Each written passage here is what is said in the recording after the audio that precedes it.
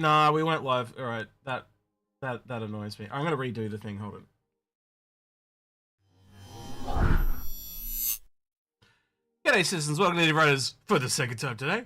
For those of you that this is just for the cut, blah blah blah. I'm Execute, joined by Algared. This is just so you can start off because I forgot to click a button. I fat fingered something, and that's why it's going all weird. Right, that's why we couldn't get it in. Anyway, back to the show.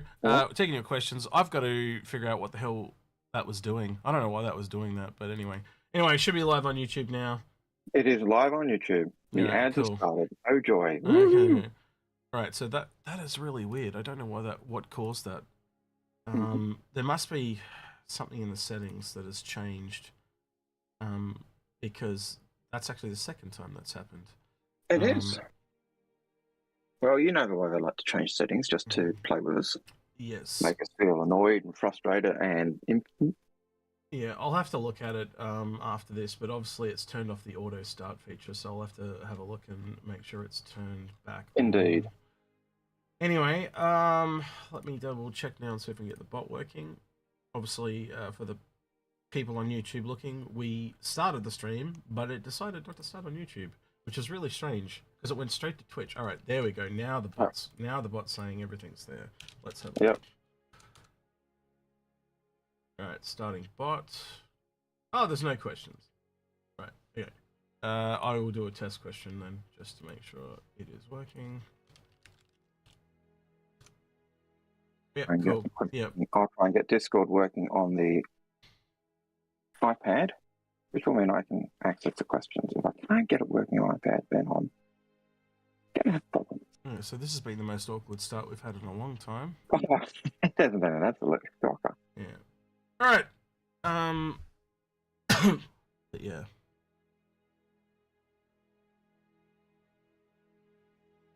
Okay.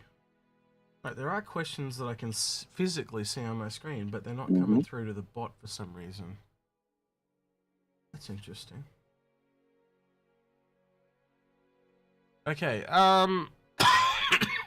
there's a question here on...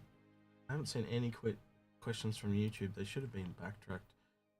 I don't know what's caused this, guys, so I do apologize. But I don't see any questions on YouTube at all. But there are 2 questions on Twitch, so I'm going to read them. They should have come through the bot, but they're not coming through. This has just become an absolute shit show, and I apologize in advance. Anyway, all right, Nova A42 says, in regards to CIG's new method of ship development, focusing on one manufacturer at a time, I've seen comments that seem to say that they believe that the focus manufacturer won't change till all concept ships of the current focus manufacturer are complete. For example, we'll have the Apollo before the Ironclad because of the current focus on RSI, not Drake. Okay, so that so and then 2 of 2. Do you know if CIG has started somewhere where they complete the manufacture this way before moving on to the new one? Blah blah blah. Again, it's all unprecedented. Algared, I think you'd kind of agree with that. Yeah, in short. That change is only fairly recent, like in the way of Star Citizen. Yep. Yep. And so. Yeah, go ahead. Sorry, I got to answer a question. Rusty Pigeon just asked if the questions are working. Yeah, they're working now, Rusty. So if you want to get your questions in, I don't know what was going on before. But yeah, I'm just double back. Sorry, Algared. Go ahead. I was also doing 2 things at once, and I'm a mere male, and trying to do 2 things at once actually means I don't do very well at anything. But your video's frozen now, by the way, just so you're aware.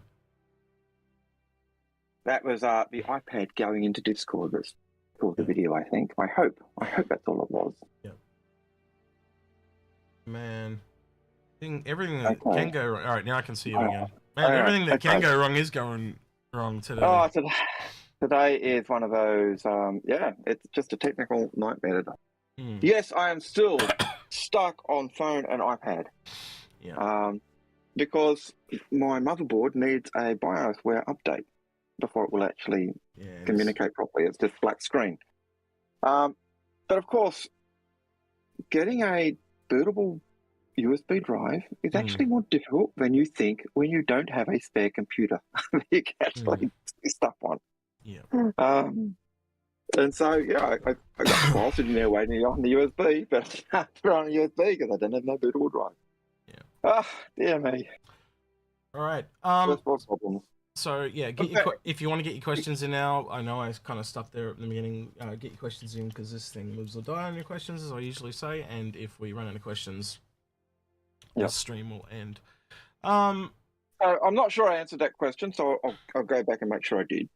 In terms of the way they do their ship build, it is a fairly recent thing in terms of the way CIG build their ships. And I just realised my lights are still off. This is disgusting. Such a technical nightmare today.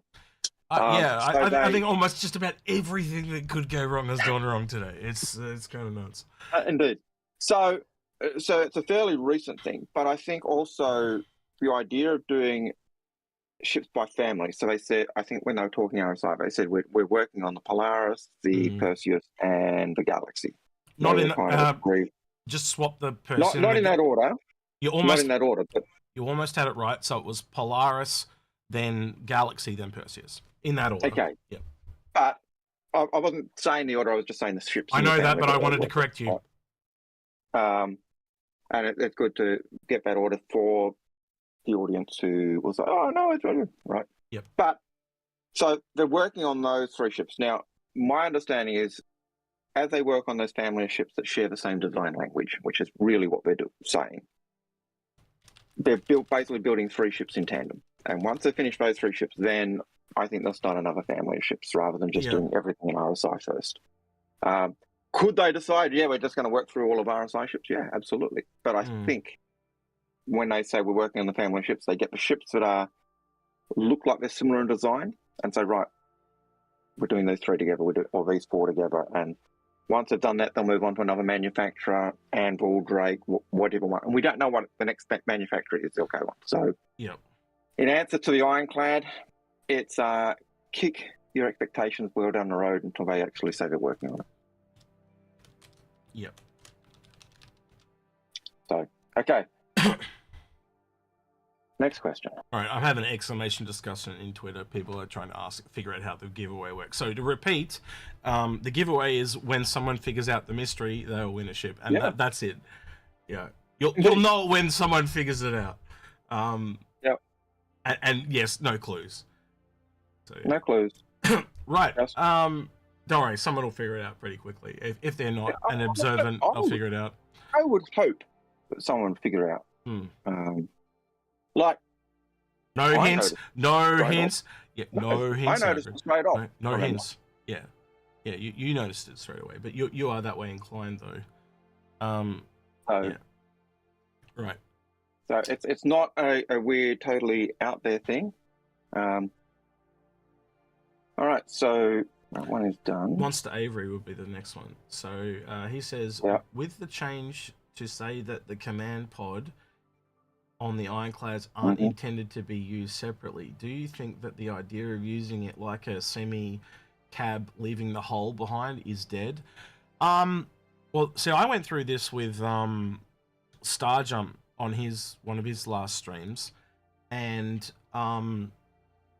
basically we put the 2 command modules next to each other, and they are different. The Ironclad one is longer, and it obviously has a different weapon loadout, as in it doesn't have a tractor beam. Because quite honestly, I would add the tractor beam back to that thing, because it would actually and I think it leans into why they don't want it to have a tractor beam, though, because they don't want you putting tanks in and out of this with the command module.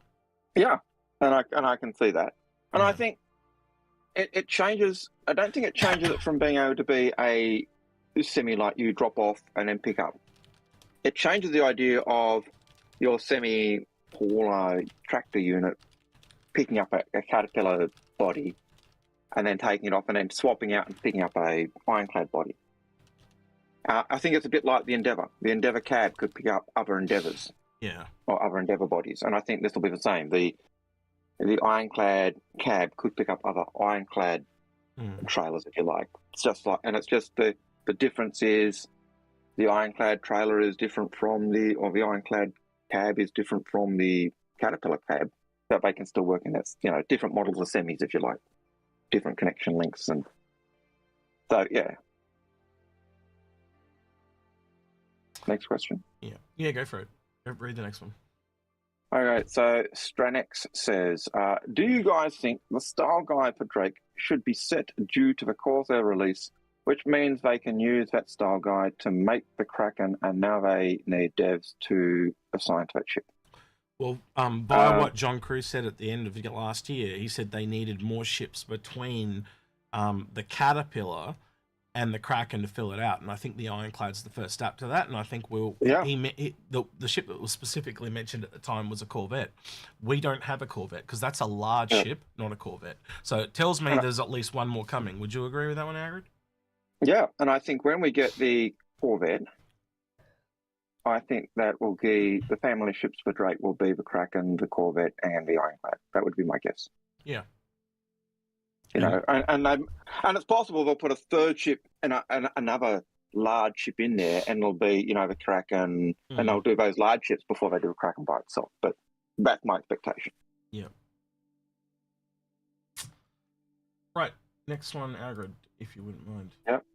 Just so you guys know, we do not have a lot of questions because I stuffed up with the bot. So if you want to get a question in, please do so. We've literally got 2 questions left, and the stream ends when we're out of questions because that's how this thing works. So yeah, please if you've got a burning question, please get one in, because I stuffed up with the bot, and I think we missed a bunch of them. So yeah, I think it's possible. Yep. Otherwise, we'll have to drag expat kicking and screaming back into our chat and have her just ask us questions again, and we can check her homework, see how much she's advanced in her background knowledge. Akela Bellamy says, should modularity replace the many variants? I think. Okay, so the way I would word this is I think it's clear that it's being dictated by whatever gameplay is required. They are building ships to required gameplay. So for some ships, the full-on modularity works, but then other ships, the variants are required. And I think the Ironclad speaks to this, yeah? Like, you could see how strong that assault would be if it had certain restrictions not placed on it. Yep. I think I go back to the original idea of the upgrade points you had on all the ships. Now, they had gone by the board by the time I even found the game. But originally, when you bought a ship, every ship had so many upgrade points you could use, and that would determine how you could change the ship. And the variants we used to get in the Aurora, the 300, the Hornets, and they were kind of showing what you could do with those upgrade points. Now, over time, that has changed. They went to variants. I think you could do modularity of the ships, and I can remember Ben talking once and questioning whether they would do, rather than have one of everything, and for the variants, go a module or a base ship, and then have all the modules and make them kind of modular and that. And that was always a hard thing for them to work out. But I think in the long run, what you want is you want the modularity, but the thing with modularity, they don't want every ship to be able to do every role. And I think you could balance that by having the modules, but only certain modules work, being compatible with certain ships. Yeah. I think that in the long run, that could save them time and money, but then again, it may not. Okay, so I think I figured out what's going on. The bot keeps crashing. I was trying to figure out what it was, and that's what it is. It's crashed 3 times now. There we go. All right, now it seems to be working. All right, that was really weird. No, I've just had a whole. Well, you would have seen it. A whole bunch of questions. Look, it's just flying in. Holy shit, they're flying in now. I was like, what the hell is going on? This makes no sense. I was trying to, do the thumbs up for the last question, and I couldn't actually tap it because it was just scrolling up so fast. Yeah, so whatever it was, it seems to be fixed now. Hopefully it stays that way. I was trying to figure out I'm seeing questions, but they're not coming over here. So yeah, hopefully that's all fixed now. Right, cool. Sorry about that. So, Oh, well, technical issue 5,451. Well, it shows you how reliant we are on this blog. Oh, man, we are. It makes the stream possible, doesn't it? So yeah. When you were on holiday and Paul and I were doing it, I noticed how much the bot. Paul I don't think noticed as much because he doesn't use it. It was just doing Paul. I was struggling because I was used to questions are just there. We just scroll up, we hit the question, and we well, we've almost our heart's intent, and we've almost got a full portrait view of questions. Yep, we've got a full portrait view of questions now, and literally the show is usually 1.5 of those. So yeah, there's a lot of questions there now. So next one's by Chris, who says, given that they say about all RSI ships to be completed first, does that also imply no RSI ships are coming in a good long while? No, I really think that mystery small ship on the silhouette video is an RSI ship. Like statistically, it makes so much sense to be one, and there is clearly not an advanced starter from RSI. Now, they're the biggest manufacturer in the game, and what I mean by that is, I shouldn't say biggest, I should say the oldest. So it makes sense that they would have one in every category, which they're trying to do with all the major manufacturers. And again, if you're bringing out a bunch... Look what happened last year when they brought out the Corsair, the Vulture, and the Cutter. Not last year, but the year before. You get my point, right? They tend to come in a flurry like that. Now, knowing they're doing the Apollo and all the ships that Algared mentioned before, it just makes logical sense that they chuck someone on a smaller ship as their entry ship or something like that. But we also know that what was it, Algared? The people at Montreal were doing a lot of onboarding stuff like that. So I can't believe someone hasn't picked up a small ship like that and they're working on it. And the other thing too, if the mystery small advanced starter ship is RSI, the language seems to say it's kind of Dorito. It's kind of that triangle shape rather than Aurora shape or Connie shape. And so that would put it into the same family as the Polaris, the Galaxy, and the Perseus. So I could see that being worked on at the same time as well. So, but does it mean we're getting all the RSI ships in one hit? No. I think it just means the ships that they determine are in that family will be the ships I think we'll get first. Well, they also didn't, I could also say, like the Dorito style, right? Because I think the Arasta and the Orion are very different from those. The other way you could look at it is maybe they're playing it safe to the chest and they don't want to commit to 5 ships in a row type of thing, because obviously the Arasta and the Orion are 2 other big ones that they're going to have to tackle. And I think you and I would also say, but the Orion would probably be the closest to a non-combat gameplay in type of thing, if you know what I mean. But again, it also requires a lot of work to be done on those bigger rocks that they haven't done. So it is a different workload. So there's pros and cons there.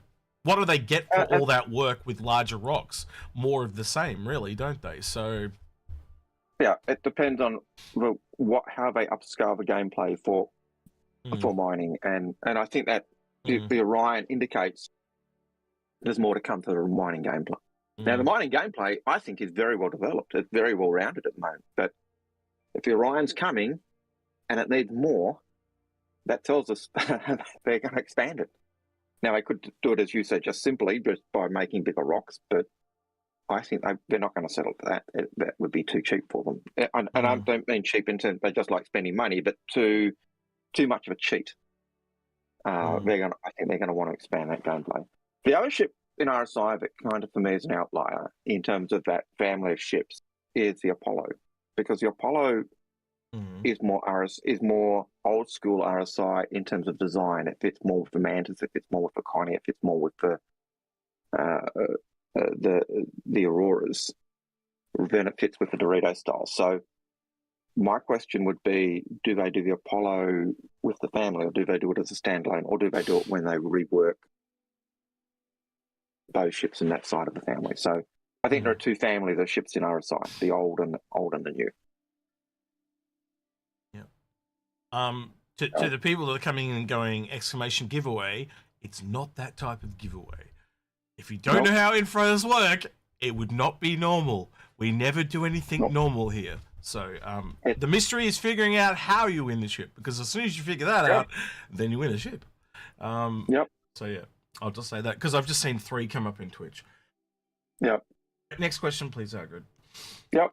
So the next question is not the starting bot. It is Parker. Yep. Parker XGPS says, about the roadmap coming, would you rather hear about CRG's plan to get 1.0 or the plan of development post 4.0? Think it's the same kind of thing, kind of. I'm going to read that question myself. I like hearing their plans and where they intend, and even though I hear their plans and what they intend, I don't necessarily make that as, yes, this is coming. I understand this is the intent. And I always take, even the roadmap, you look at the roadmap and people think, oh, right, in 6 months we're getting this ship because that's what they said on the roadmap. That's the intent. That's the plan as the managers and the directors have set out and said, okay, we think we're going to have this time. How long do you take? Okay, right, we'll allocate this time. And that is not accounting for unforeseen difficulties that they running down the track. I think the other, from my perspective too, there just seems so much to be done to get to even a baseline of 1.0 with basic levels of gameplay, that if they released it at the end of this year, for an example, it would be like an early access release. And I don't think the game can survive that, unfortunately. I think you only get one chance to make a first impression. And I think it needs to have enough gameplay to sustain you. I think it's like, it depends what we get at the end of the year, right? So that would be it's better to assess these things at the end of the year. But I would say right now, I'm thinking minimum of 3 years from the start of this year, right? Or the end of last year would be at least a minimum of 3 years to put it in type of thing. But again, we can see at the end of the year, because we don't know what that pace is, what the speed of their actual development. They're now more actively working on it. We know certain aspects were kind of developed or were intended to be worked on. So we know the scanning, and you just look back at what they said they were doing at CitizenCon last year and the plan moving forward. My understanding is the things they showed us in CitizenCon that they're working on, they're planning to get hopefully this year. That's scanning, that's, a lot more of those things. So if they get the scanning in, if they get the medical in to a more robust method or style, if they get bounty hunting in, or rep system in a more robust configuration, and I think they could do it. But without scanning, I think that limits a lot of the things they want. Yeah, scanning is definitely on the cards. You can kind of tell with the way they got the star map in before cargo, like that kind of shows you the priority. Really quickly, I'm going to give a bit of a clue, because I'm now getting lots of questions about what the mystery could be. I'll tell you now, it's a visual thing, right? So you need to be looking at the video to figure it out. I'll leave it at that, Algared. I think that's a fair kind of tip. In schooling, with the way we do things at the moment, one of the big educational theories is the learning power approach, or the building learning power. And one of the aspects of that is using your mind muscles. And one of the mind muscles we want you to use today is noticing. So watch the screen. Algared just gave you a hell of a bloody clue there, by the way. We'll see. It's just watch the screen. Watch the screen. Okay. Is the change, Demonox says, is the change the Inforunners cap? Oh. Yes. And that was the very next question. Oh, really? Who was that? That was Demonox. Yes. Demonox, reach out via Discord. You won yourself a ship. Yes, that is actually the change. That is actually the... I got a new cap. That's what it was. And that was before I gave the clue. Yeah. That would have been... I hadn't even read that question. I missed that one myself. I went through them. I was looking for people mentioning it. But no. But yes, the cap is the thing. We've got it in the black there. And this is not merch. This is on the cap. This is completely bespoke. I got it made off the cuff. So yeah. But but we're liking the idea. Well, I'm going to get I'm going to make Algared one next. So I just did my subdued one, but I'll probably get Algared like a Inforunners blue one with white or something like that. More his taste. Yeah. So when he was ordering it, I said, if it's cheaper, get 2, because I'll take one. But it was really, can we do it? What's it going to be? And down the track, it becomes, it is popular and people want it. Yeah, we could do much with it, but it wasn't done as a. I suppose it was done as a test, but wasn't really done as a test, if that makes sense. Yep. Okay, so you were going to say? No, go ahead. I'm trying to turn on my second PC. I'm trying to turn on streamer mode because people are messaging me, so people can hear those beeps. Just can't remember where to do it. I can't hear the beeps, so that's okay. No, it was so why don't we see, this is Alex, why don't we see medium and large ground vehicles? One day we will, but I'm ruining the day when we do, because... No, Drazen. Oh, man. All right, maybe for Drazen we'll get one made. He wants a flannel cap. In front of his flannel cap. A flannel cap. This guy's basically Captain Flannel, if you remember. Anyway, we'll get him one. Right? An Inforunners pitchfork, just for him. Yeah, an Inforunners pitchfork. Yeah. You could probably print one. Pitchfork with the Inforunners label at the head with the 3 prongs coming off or something like that. Yeah. Yeah. Look, in terms of large ground vehicles and medium ground vehicles, we will see them. I think there are a couple medium vehicles already, but general vehicles are seen as smaller than ships. I'd love to see a sandcrawler, a mining vehicle that's kind of like the sandcrawler. Like that's something that's been in several franchises over the years. There was a Doctor Who series where it was Sandcrawler, the Star Wars. I think it's pretty clear that we've had tips of the hat to a lot of different sci-fi stuff. I'd be very surprised if we didn't see some form of Sandcrawler at this point. Yeah. Given that we've got the Sandworm down in what's the planet system it's in, but way down south. Lear. Yeah, in Lear. I just outlawed a law guy. Anyway. I'm just useless at names. That's fine. The fact that that's basically a dune planet, I could see that. The question is, will they have spice on Lear 3 where the sandworm is? Yeah. So this next question by Rusty Pigeon Gaming is kind of like what I was saying before. So he says, question, what will CIG skip for features for 1.0, like science or farmer professions, or what I would call agriculture? And that is the question. And I can't tell you that. You can't tell me that. So that's why you're asking that question, right? And it's scary that when they're talking about 1.0, when it seems so far down the road. Like, again, they're planning. If they're just planning for 1.0 and going, this will be a couple of years away, no problem. But if they're talking like, oh, this will be here next year or something, that just seems so soon to me. Anyway, but again, maybe the pace has increased to that point that they are seeing that. Well, you also know that the pace always increases once they've got the tools and the under the hood stuff in place, and maybe they've got the tech in place and the programming in place to build on, and so the pace can increase. But I hope we see things like the science or the farming or agriculture or come in. We've got the animals now. I hope we see more in terms of big game hunting, and more in terms of the produce you can get from the animals. And that ties, if you get produce of food, that means you could actually be preparing it and tying in with the cooking. And you get the impression they intend that because you got this freaking, you got these little kitchens on our ships, but you got this freaking great big chef's kitchen on the 890. Yep. And you've got to see how, as a resource, flora and fauna will come into the game, because at the moment we've essentially got mining and salvage, which is really just mining going into the game, and salvage is when it's being recycled, right? So what are the other resources? And you look at the real world, and it's flora and fauna. So and you look at some of the flora and the plant produce.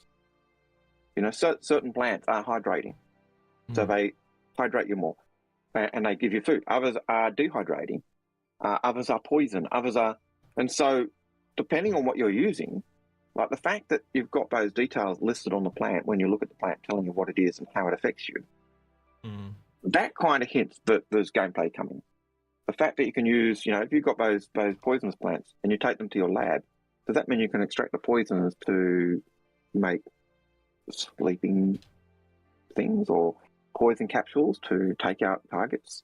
Does that mean you can use them to create medicines or antidotes or, you know, and even the foods, just the ones that are hydrating, does that mean you can juice them? Does that mean you can prepare them as a food or otherwise? So I think that there's a hint there that there's more coming in terms of that gameplay.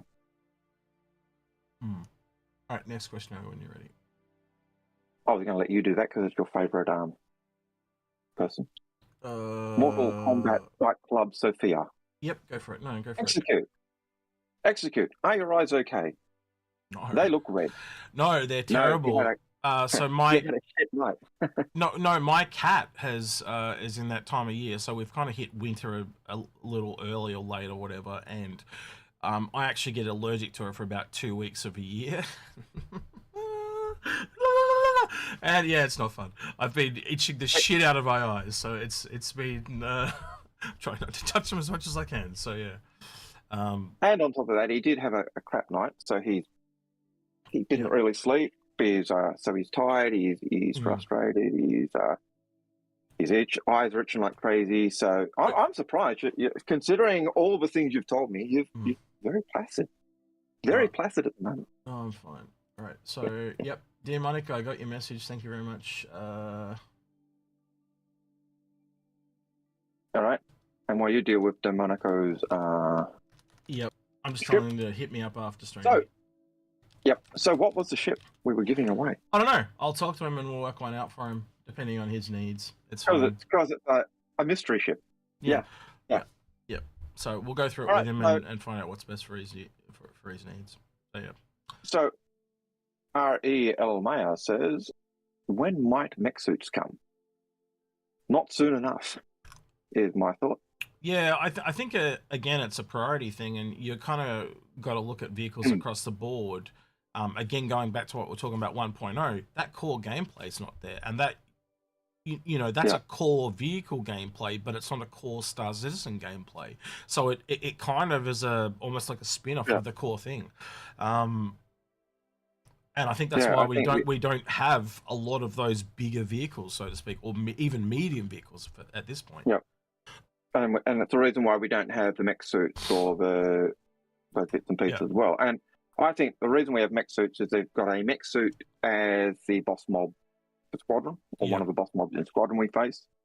And possibly that gets used to fight the Vandal, because I understand the Vandal are in Squadron, because that's where we've got all the ships. Well, it makes sense, because it makes you roughly the same height as a Vandal, does it not, once you're in a mech suit? So it makes sense to me. You remember, I'm sure you'll remember way back, in about 2014, 2015, they talked about, you know, wanting mech suits to balance the field against the Vandal. And at that time, the Vandal like towered above humans, like. Yeah.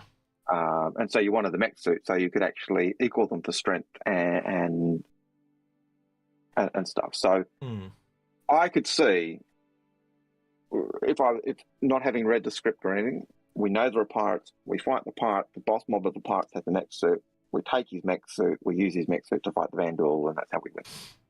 That would be my 12 inch. Not a silly proposition, but again, it could also be just as simple as it is a boss and it doesn't have those gameplay requirements in.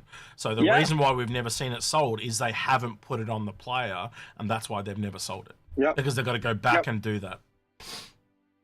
So that would be, you know, if you were asking me where I thought the whole story was going without having read the script and knowing certain key points that we've been hinted at, that would be kind of my guess. But as you said, we haven't seen the mech suit be put to a character, which kind of kills that idea of us using it to defeat the Vandal. Because that would mean it has to go onto our characters. But it could just be the boss mob we kill. but yeah. Aaron Moore, will we see flyable and/or concept during Alien Week? Will we see a flyable and/or a concept during Alien Week?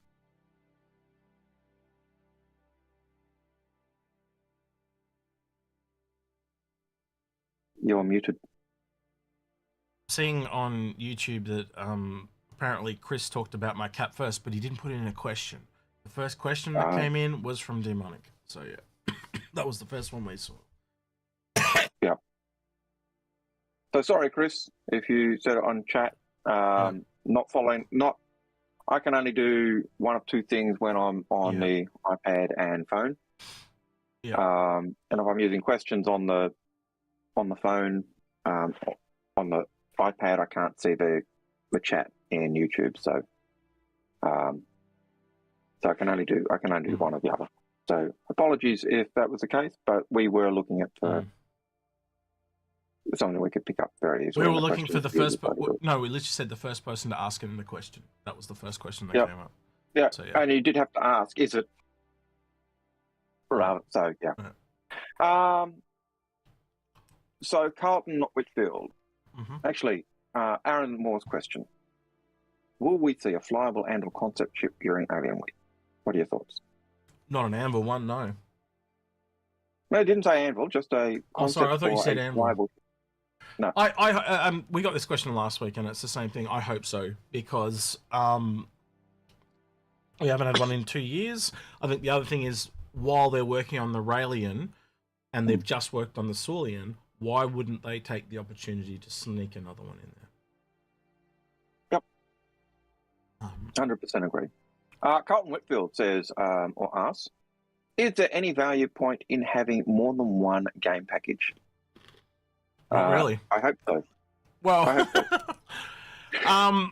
So the long-standing belief has been that essentially that you'll be able to have an NPC character that can join you, or a second account that you can play, so you could have like a pirate account and a good guy account type of thing. But none of this has been finalized, I think is the word I would use, Algared. They have said. They've said many things, but I mean specifically, they haven't said exactly how it's going to be. They've left it. They haven't explained how it will work, but they have said that the extra accounts will enable you to have an MP, to have customizable NPCs. How they show up, whether they are like, you go into some games like Guild Wars, where you get your playable characters and they become your NPCs. Or you go into Lord of the Rings Online and you've got your player characters, which you choose which character you're going to play. I have no idea where it's going to do. When we're talking other accounts, we're also talking other additional accounts on the same, or game packages on the same account, not having two separate accounts with a game package. I do have several game packages with that in mind. I think I've got how that's going to work out. Can't tell you. I think I've got like 5. So so we know we know that NPCs are a thing. We know that customizable NPCs are going to be a thing. We know they've said you'd still have to pay for your NPCs, even if they're the ones you have that you can customize. But those NPCs are supposed to be super loyal. They're not going to be the fickle ones that run away. What happens when those NPCs die? I imagine it's going to be exactly like for us. They will go to the regen chamber and eventually die, and will create a new character because they're tied to the account. I have a question for you, just based on the previous question. I did say previously that we could possibly, it could be as simple as a Saulian variant. Now, if you were going to make a variant of the Saulian, what would you make? Because my brain goes to, it's more upgunned, it's more cargoed. So do you just have a more cargo variant and a more combat variant, and that's it? Knowing you know Gattack better than me, but they're more of a cargo company, are they not? My understanding is that Gattack are a cargo company. I'd have to go talk to Xi'an to confirm the roles of House Gattack. But if I wouldn't expect them to go science, because I don't think that the way the Xi'an work with their houses is each house specialised in a particular Unless thing. it's so could you see them, say, for example, doing a collab with a Polar and it's a more combat variant, or a new manufacturer from the Xi'an, and it's a combo with them, would give you something else. But again, that when we go into that area, that then becomes complete speculation, and it's hard to narrow. Like when you consider they have a house that that makes buttons type thing, and that is the one thing that a house does, but they do it exceptionally well. I don't see that collab idea working, but I don't think we know that much on the Xi'an. I certainly don't know as much on the Xi'an as is probably up there, and I'd really need to get Jail to fill me in. Paul might have a better idea of the lore of the Xi'an, but again, I think my memory is that Jail is probably the preeminent backer, content creator person, lore person on the Xi'an. That's his. He likes the alien stuff. So yeah. So sorry, I can't give you more info on that. I'll have to do some digging around when I get some time. I was just curious because I was essentially just thinking off the cuff, but like I know Gattack essentially then restricts what it can do. So the only thing I can think of is like it gives up the guns to get more cargo. That's the only thing I can really think of. I could see them doing a more cargo, like if you're looking at an armored transport. Yeah, that would work too. Like it's make it more like a smuggler variant where it's more armored on the front. So so you could do that because that's still cargo. But heck, what's to stop them saying, "Oh, we've got this combat fighter because it's we've made this fighter because we want to ship to works with our cargo." That kind of gives you the two variants there: a more armored smuggler variant, and then it kind of just ups the amount of cargo, but then obviously it loses speed or something like that. So because those things that fold up, couldn't you essentially make them bigger and they just go further up the body, and then when it lands, they come down at a different angle, or even a couple of them and they multi-hinge or something? Well, who knows? As you know, the game designers could do whatever they like. Yeah. And it ultimately comes down to, do they have the resources to do it? Do they have do they like the way it looks? They could try it, and I think they could think it looks awesome, and then they try it and they go, "No, it doesn't work." So I think for getting back to the alien week thing, I think we'll probably see an update to the Saulian. I think that sounds not the Saulian, sorry, the Raelian, like where that is in grey backs, white box, where it's up to. But as for a ship, man, it really could be anything. Think about all the ones we've got so far; they've all kind of been real single seedy fighter things. The only kind of really big one we've ever really seen, beside the Banner Merchantman, obviously, that's a bit back in the beginning type of thing, is the Raelian. We haven't really had. Now, I could see. Right, they built the Defender. The Banner Merchantman is in limbo. I could see them possibly doing another Banu ship, a smaller Banu ship. We do need a smaller shop ship, don't we? To build, even if it's not a shop ship, but another Banu ship to help build out that design language, so they can actually build up the teams to work on the Banu Merchantman. But then the other thing is, you and I both know they deliberately designed the Banu that way, so they didn't have to make many ships for them. So they did, and the Banu Merchantman is bespoke in terms of a lot of its features, so that means they only have to do it once. But again, I could see it, and the Banu being in so much in love with human stuff, I could see lots of human design style ships being human ships being used by the Banu, because Banu. But so Stockpile SC says it looks like CIG is filling the size ships by industry role. Do you think they will announce a medium-large salvager this year? No, because again, you can go to the roadmap and kind of look at what gameplay they're working on. And again, there's even a history of when they don't hit the mark. So let's look at a couple of ships there. When they were doing the cargo refactor, they brought out the raft. When they were doing bounty hunting, we saw the Marquee Mark. and things like that, and that they missed the mark on both of those. But they try to work in ships that go with the gameplay they're working on, right? And I think the clear contender at the moment, now you correct me if you think I'm wrong, Algared, is base building. If they were working on base building this year, like they've said, I think we'll see the MCV.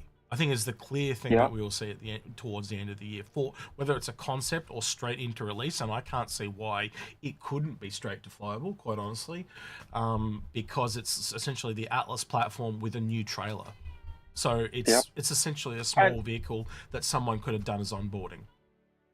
And I think if you're looking at doing base building, the two professions that come off that are salvage and repair. Yep. You use repair to build the station.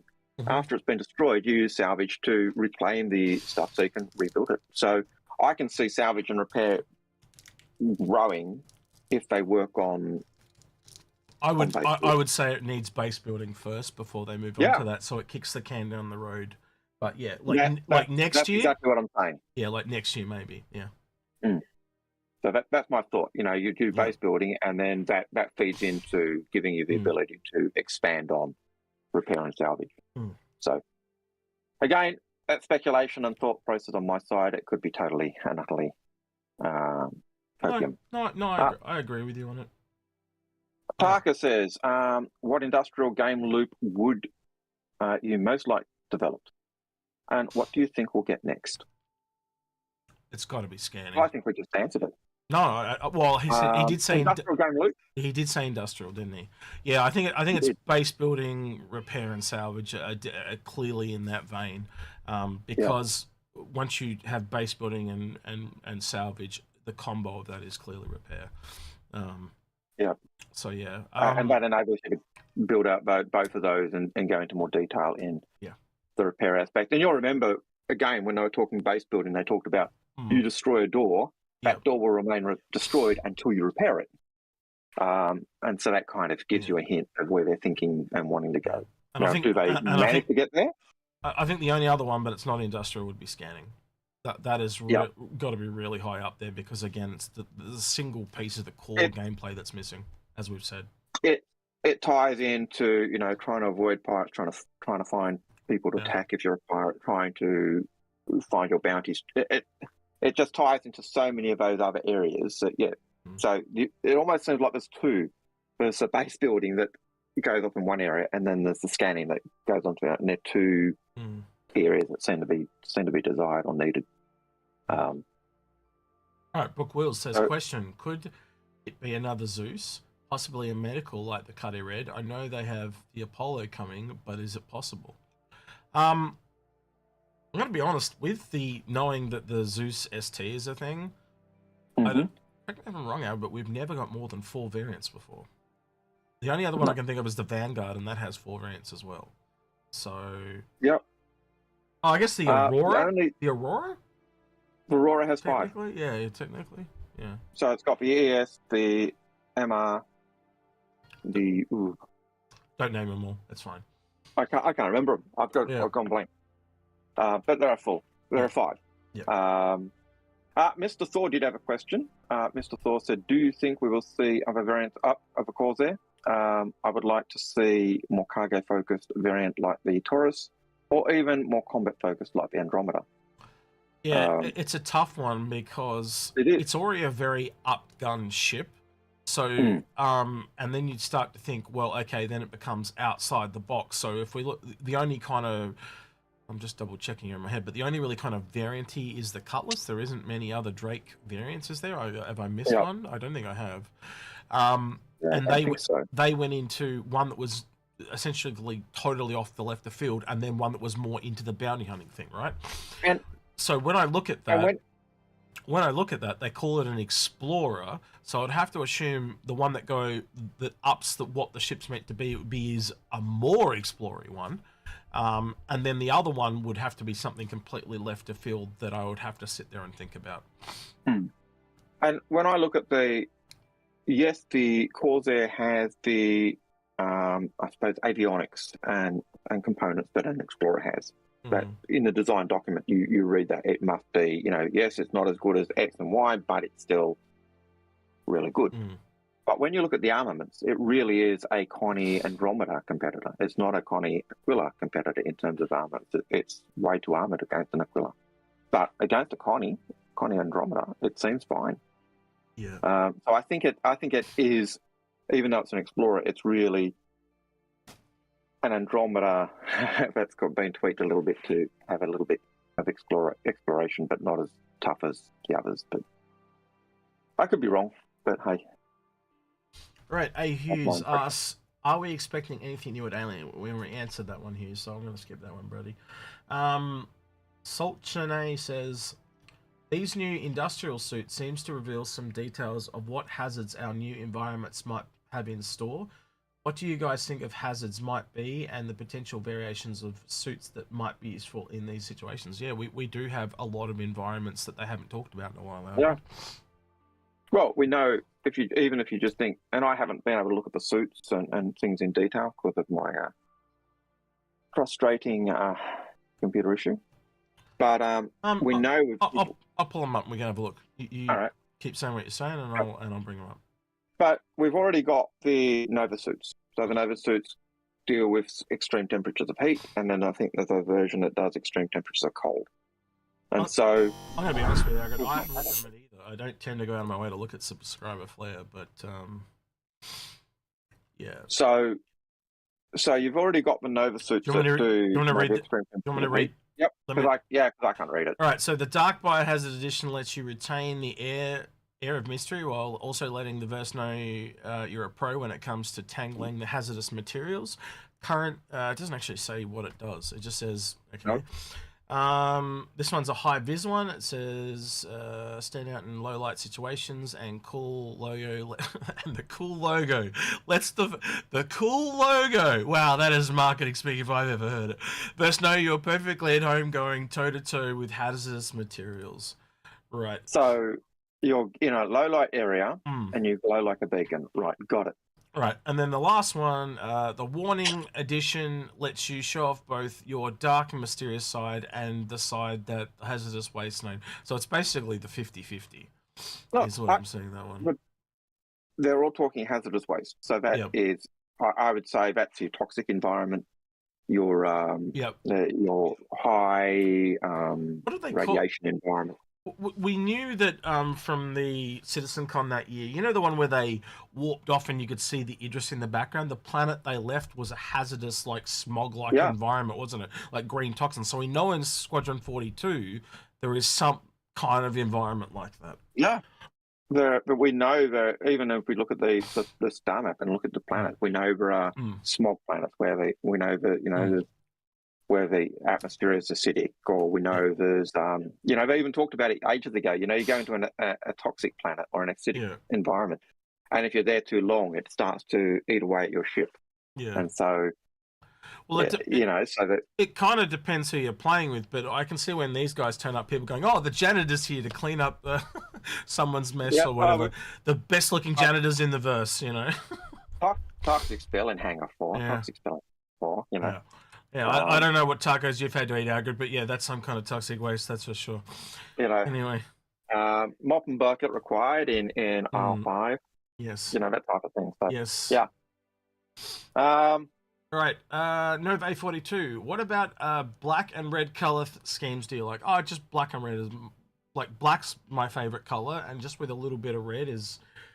I've shown it to Algared, but I didn't kind of realize until someone mentioned it, and I kind of like look around my room, and there's just so many black and red things. Like it is everywhere. I've got mats, drink bottles, not cutlery, but bowls, little pocket knives. Like I was almost surprised that he didn't do the our Inforunners mics as black and red.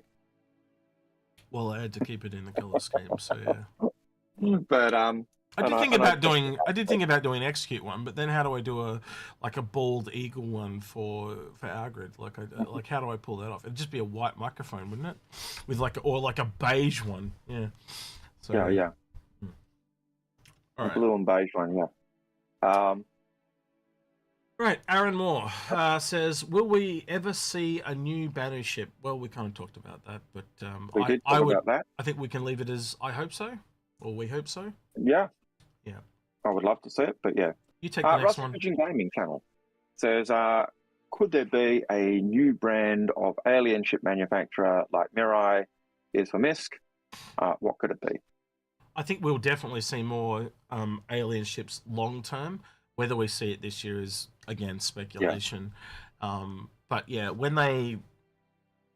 Well, I don't want to say inevitably, but if they get around to doing the alien expansion like they have planned, if all their plans go well, that's when we'll see a lot of their... Like, you know, kind of what they've done for humans, they'll do that full detail for the aliens as well. Yeah. I could see them possibly doing a Xi'an ship, but again, it's the same thing we've said before. When do you expect? When would that make the most sense to put all your effort into making alien ships when you're going to bring aliens as a playable race? Because people will A, want to be a big alien, and B, have the alien ships, so you'll sell more.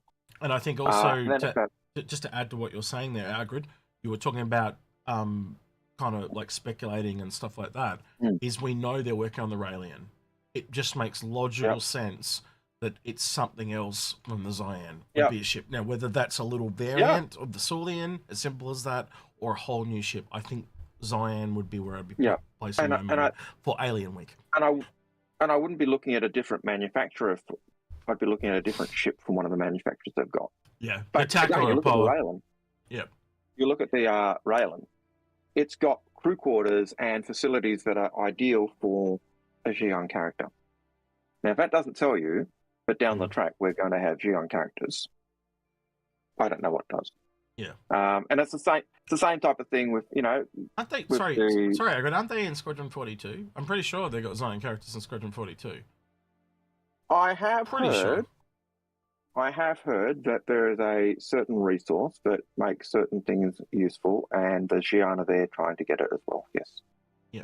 Well, we know there are Xi'an ships in Squadron 42, so Xi'an characters seem the logical next step. Yeah. I've heard that the resource there that everyone wants because it enables you to do things that make you dominant. And so the Xi'an are there, the pirates are there, the humans are there, and the Vandal are there. Yeah. So, right, Parker says... I wouldn't be surprised if the Vandal turn up as well. Parker says, question, any new theories on the mystery sitcon ship? So he's talking about the small one we were talking about before, I'm pretty sure. We did talk about it, but no, there is nothing new. It's just that, again, following what they're doing... it makes sense that it's an RSI starter, like they've done in previous years with the, you know, they bring out a ship, and then the years after that they do variants. Now we saw the Carter come out, then we saw the variants come out, so now it's time for a new starter, and then probably a year after that we'll see another variant. So I'm expecting, knowing RSI don't have an advanced starter, and we saw an advanced starter last year from the Saulian, it just seems to make a lot of sense. Yeah. Advanced starter for somebody, and for us, just the fact that they're working on RSI is the one reason why we think, hey, RSI makes sense. But it could be anything. Yeah, again, I can sit, as many people have sat there and looked at. You can look at that and pull parts off that ship and go, this looks like this looks like that. But again, when you sit back and look at the whole thing, statistically, it makes the most sense. Like, there's more things ticking off RSI than anything else. Yeah. And one of the big factors is the fact they're working on RSI. And so if they do it this year, when we'd say, it makes sense to be RSI. But like we said, great onboarding experience for someone, because they'll be working on the manufacturer, and then they just jump straight into the Polaris or the Perseus or the Galaxy. But the other thing is, if they're working on the family ships and they're onboarding with that, they can also, while others are still working on those ships, they can actually go and compare and get the advice of the others. And again, they could put a couple of people to speed it up, even. You know, so. I know, absolutely. Anyway, Life is Just for Games says, do I win by saying you guys are the best channel out there? Unfortunately, no, you don't win by saying that, but thank you very much. PC 101, thank you for the raid on Twitch. No, I better not. I was going to say, reach out to me, I'll give you shit. But I can't, because then as soon as I do that, then other people think they can get everyone's going to say. But thank you for the kind words. I appreciate it. No, I just realised I would set a really bad precedent if I did that. That would be as bad as Ben saying, if you get 1,402... or 4,200 type subscribers. We'll give you a million mile hyper. Yeah, because no one will get there. Yeah. Hey, Pissball Pete. How you doing? Nice to see you. Been a while. Thought you died on me. Haven't seen you in ages. But yeah. I have to catch up with you soon. Mario Antonio Hernandez says, are we expecting anything new for Alien Week? I think we've already discussed that. Like 3 times now. Yeah. Hunter May? Do that one over. But that name, mate, I had to do that name because it was just so... My name is Monte... What is it? I'm here. Hello, my name is Inigo Mandrea. You're good, my father. Prepare to die. Yeah, that's the one. Hunter May, how do you think cap ships are going to work out influencing the game? I have a Jav and Idris and other cap ships, and CIG seem to be holding back on details. I think a lot of it was because of server meshing. If server meshing didn't work or isn't going to work the way they intend, they can't pull this off. They would have to scale back, and I think that's why we haven't seen any big ships for sale since the Kraken. Yeah, I think that's part of it. I think if server meshing didn't work, they had to rescale how the hell we make the cap ships work. Because we've sold these cap ships, we're never going to make them work. So if server meshing isn't working, how are we going to do it? So I think that's part of it. Yeah. The other aspect is you can kind of see the impact they have by looking at Xenothreat and the impact that the Javelin has in the Xenothreat. I think as a side note to this, Algared, I think that's something that you and I would like to learn when we're at CitizenCon, like a lot of their thought processes. I hope that we get a chance to sit down and talk to a lot of the developers and kind of pick their brains a fair bit. Because if we know how they think, we can kill it. No, like, we can kill the bug. If you know how the bug thinks, you can kill... No. You hear my thought process, though, right? But we don't want to kill the devs. No, you know what I mean. That would be bad. To kill the bug, we must understand the bug. You know, that type of thing. So my point being is, if we can kind of understand a little bit, and Paul says this a lot. A lot of things to them is it's just whatever's cool. You know, so that's really hard to predict because cool is an opinion. Yeah, and that's hard. You know, it's a matter of, and I think cool. You do something and you go, wow, that's cool. And I can look. I hate the Redeemer engines with a passion. I hate the style because they don't fit the verse. But when I was at PAX in 2014 and they showed that, my first impression was that looks cool. You know, for the ship flying in with the engines and the way it came in, to me that was absolute mind-numbingly awesome. But I hate the design of the engines. I've always hated the design of the engines because they don't fit the verse. But it looks cool. So that's just case in point there. Yeah. I honestly think at some point those engines will come around again. Well, let me throw this out at you then, Algared, right? Very simply, incredibly simply, there is no starter from Aegis. We have an advanced starter, but we don't have a starter. So imagine if they went back and made a small little ship that had those engines, it would fix all the problems. Oh, look, absolutely. Like I've always said, you know, put a couple more ships out with those. Or make a design that says, oh yes, we employed Tavaran and these are Tavaran engines, and you put them on Tavaran ships. You know, and that was before we had Tavaran ships. So, you know, but you do something that actually makes that design language fit the verse. And even the language itself of those engines is totally alien to everything else we've got. It doesn't even resemble Xi'an tech. It really is alien. But again, it didn't come from CIG. That's the whole problem. No. And that's the problem. And so you either... so you just have to learn. You just have to learn to live with it.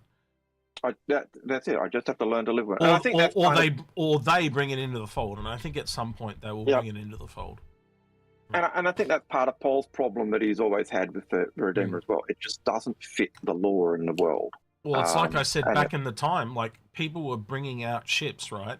They didn't have style guides, and I would look at them and go, "You're saying this is Drake. You're saying this is Origin," and I'd look at them and go, "That? How do you know?" Like now, time's gone by, you go back and look at them, going, "That's not Origin at all," you know.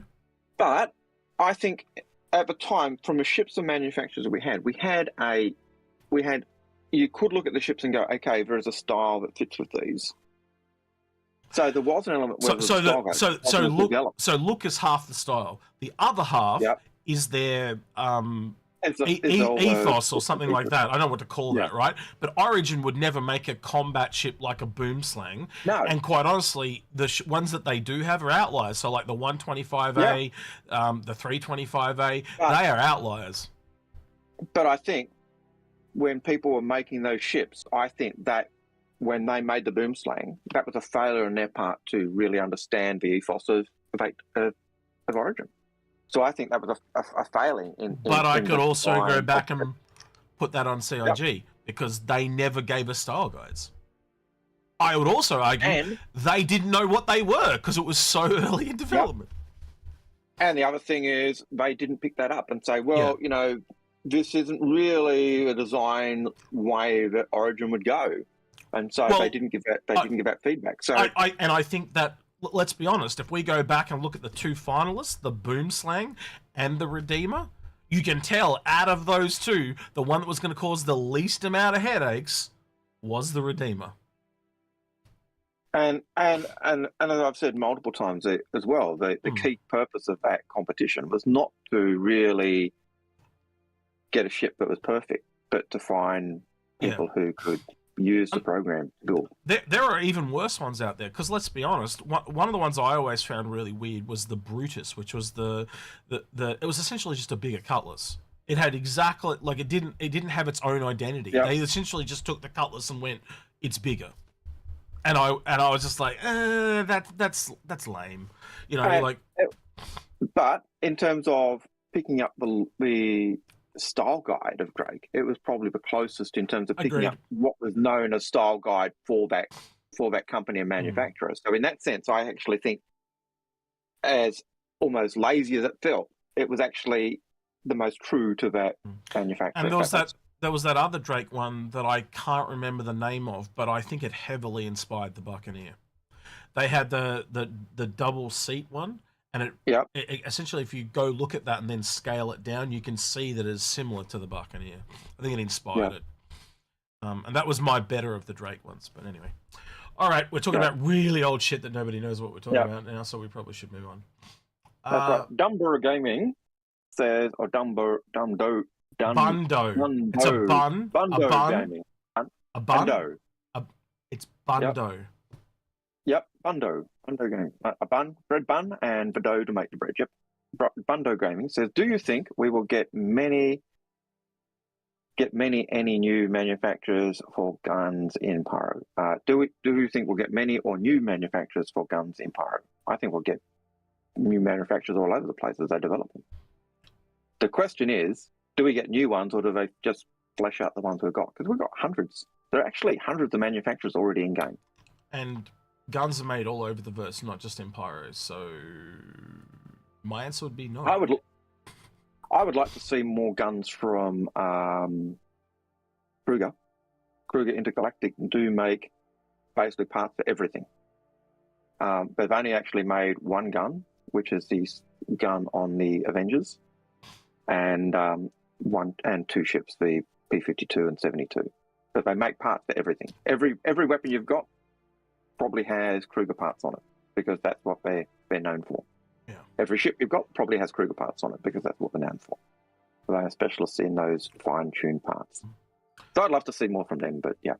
Right, Monster Avery asks, with Yogi saying on some Discord and Spectrum that we still want to slow combat more to cut the time to kill, do you see that being viable? I kind of wonder how SC will work with that. So from my perspective, you need to really slow it down to make all the systems viable that they have, right? To get that finesse. Because for all this time, we've had essentially this little fighter game where you shoot each other. It's like a little dogfighting game. And when you start to expand that out, you need to put all the other systems in place. And once you start to do that, you realize everything goes up. And if you are truly making a true combat space game, it would be like The Expanse, where it's instant and deadly, because most of the ships you would be wanting to put into orbit would be light as hell, right? So we're in a universe that is not Expanse, like where it's thousands of years in the future, and basically, you know, we've got unlimited power to get really big spaceships to orbit and stuff like that. So once you start to bring that in, the other part of it, though, is like me and Algared say, is you start to need to think of capitals and the larger ships and the gameplay required there. If I'm at the engineering bay and I literally had 5 seconds to repair something or the ship would explode, that don't work. Yeah. You need to be able to move around the entire ship and do different things. And if as soon as you started thinking that it drastically expands the gameplay. You've got to make the time to kill for the longer so that players can actually get around to those parts that need repair. Yeah. And even if you've got players positioned in different locations of a ship to be able to repair them, you still need to slow down time to kill for that aspect. If you're just doing a fighter kill, it's just fighters. Yeah, just shoot and kill. Yeah. But the second you go up to larger ships, you can't have that same speed of death on the capital ships or the large ships or even the multi-crew ships that you have with fighters. It just doesn't work. And so you've got to slow it down. How they slow it down, that's another thing, and that's one of the things they'll do, but I think they'll aim for that balance so that it works, and we've just got to trust they'll do that. Again, if someone in Monster was saying, that's what I mean, I thought he said TTK was too long. Well, if that's the case, he's probably talking specifically fighters, right? Yeah. It definitely needs to be longer for the large and medium, but again, that should be the detriment of fighters. They are not as big. They don't have the same health pool. They don't have a way to kind of stop during combat and get out and repair themselves, right? It's just a pure mass thing. Like if I fire bullets at something really, really big, I can chip the corner off it. But if the thing I'm shooting at is only big as that corner, well, there goes the corner. You know, so the entire ship's gone. It's just logic based.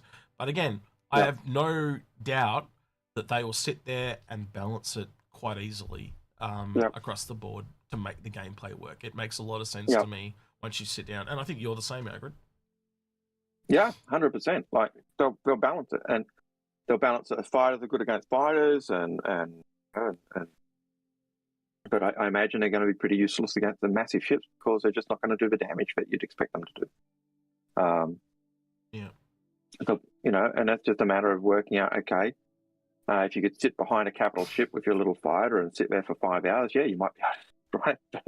It's just one of those. It's just one of those things, and I think they'll balance it over time and they'll work that time to kill so that the gameplay is enjoyable for people on those multiple ships, capital ships. Otherwise, why are you going to get on a capital ship? If you get on a ship and you know the second the shields are gone, you're dead in 5 seconds. That's insane. Yeah. Yeah. So yeah. Alrighty. Mortal Kombat Fight Club Sophia says, "Do we have any idea what the repair, rearm, refuel, and refuel would look like on a ship that has a hangar, like the Polaris? Would it use fuel from the mothership to refuel or boxes on board?" I think you could do both, quite honestly.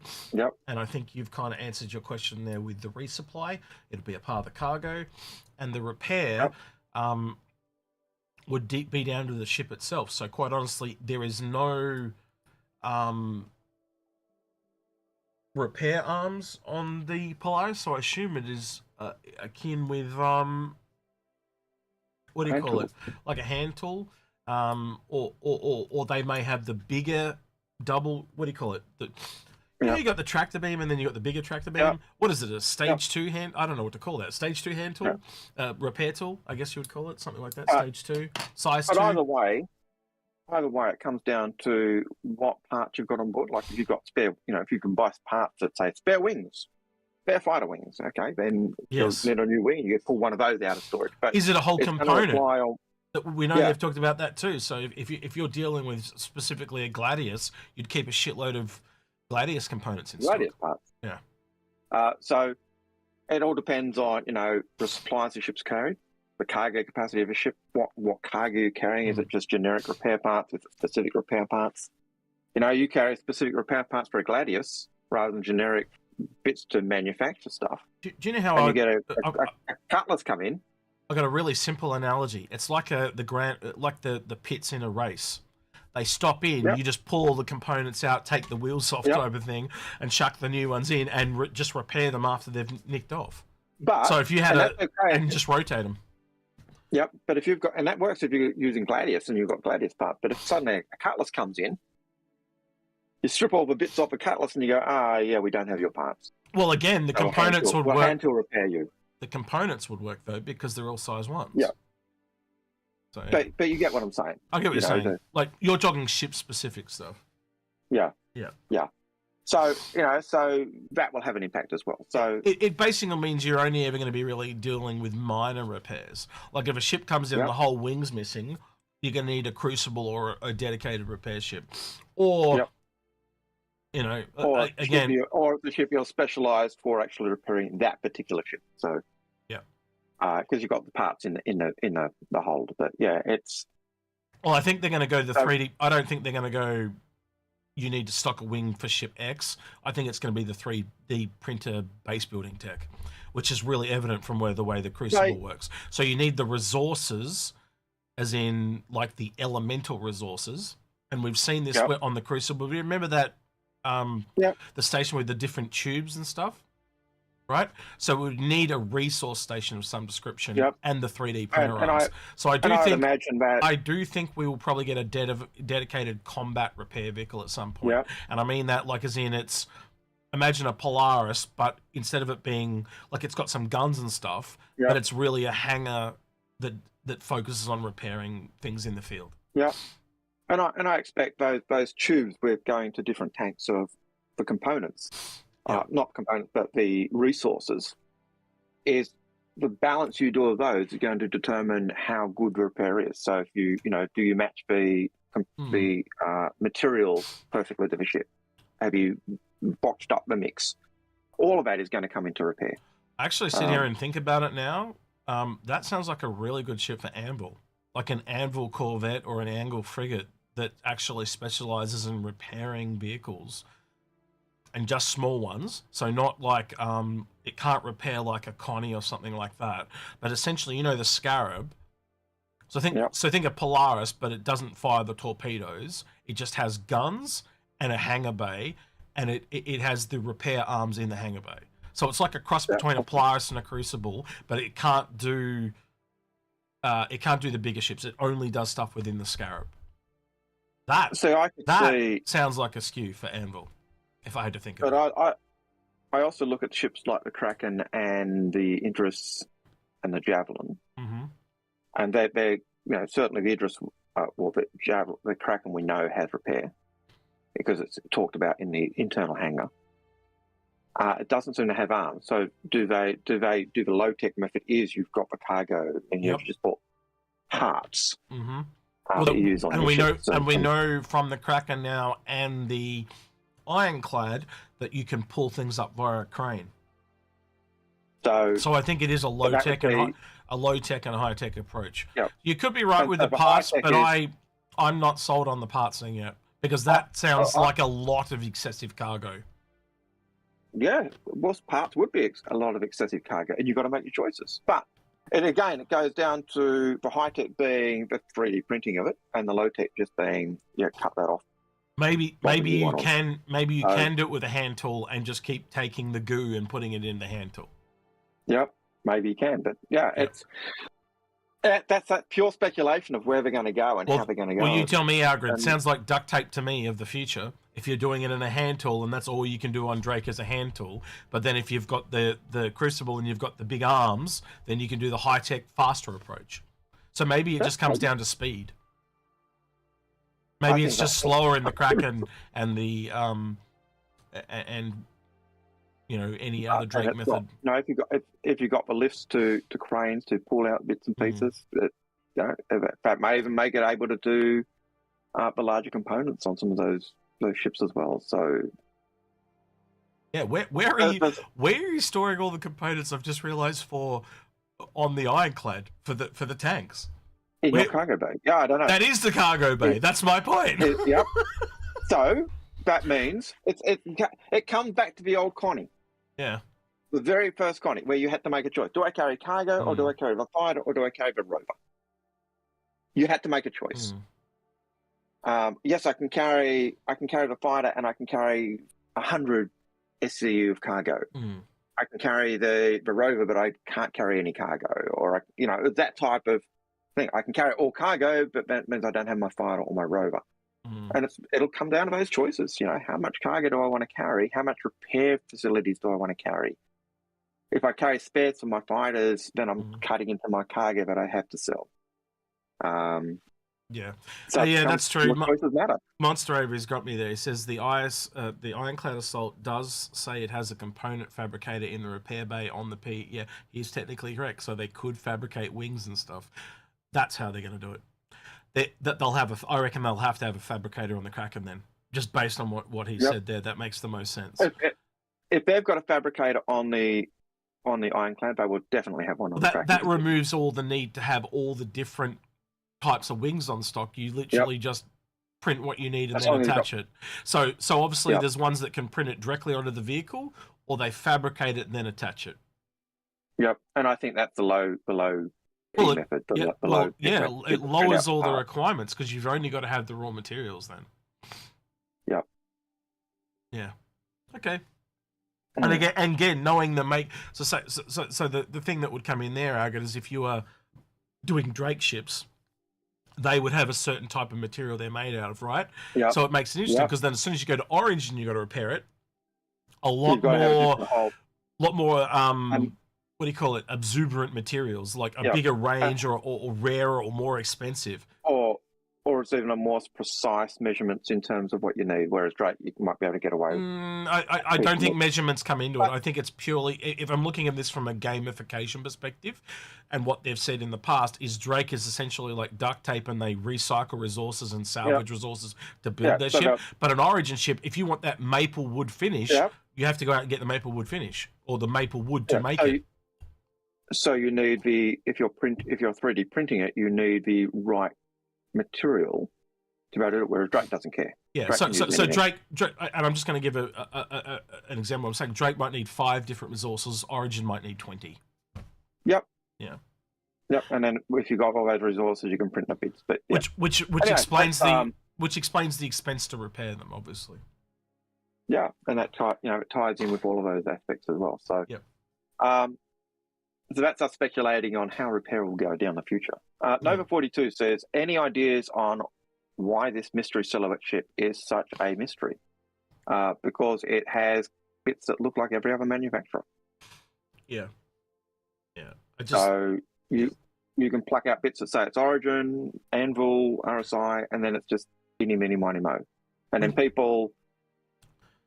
We did a tinfoil hat video on this that's on the channel. It's got like a big question mark for the thumbnail. If you want to watch that, it goes through that whole video in detail. And we talk about the ship then. And we really haven't changed our stance on it much at all in the last 6 months. So, but like we say, it can be anything. It's just, and you'll find people who have a particular penchant for a manufacturer will push that choice. And you look at them and you go, yeah, it could be. But that's why it's so difficult. It does have elements that fit with every ship or every manufacturer, and it's just takes a little bit of tweaking, a little bit of more knowledge, or a little bit more sight to say, yep, it is. Mike Concho says, what's your current theory on the Ironclad Assault roof opening? So I was trying to bring up the brochure for this one, Algared, but my theory is the same as last week until we hear more about the Q&A, and I'm almost gobsmacked that we haven't heard from the Q&A yet. My thought is that the roof will open. Will it open as wide as the first one? Probably not, because it would make sense to keep the repair bay kind of covered. But does it mean... But yeah. So my theory is you'll notice here the roof on the Ironclad itself is all one colour. If you then go down to the Assault, you'll notice that there's 2 shades.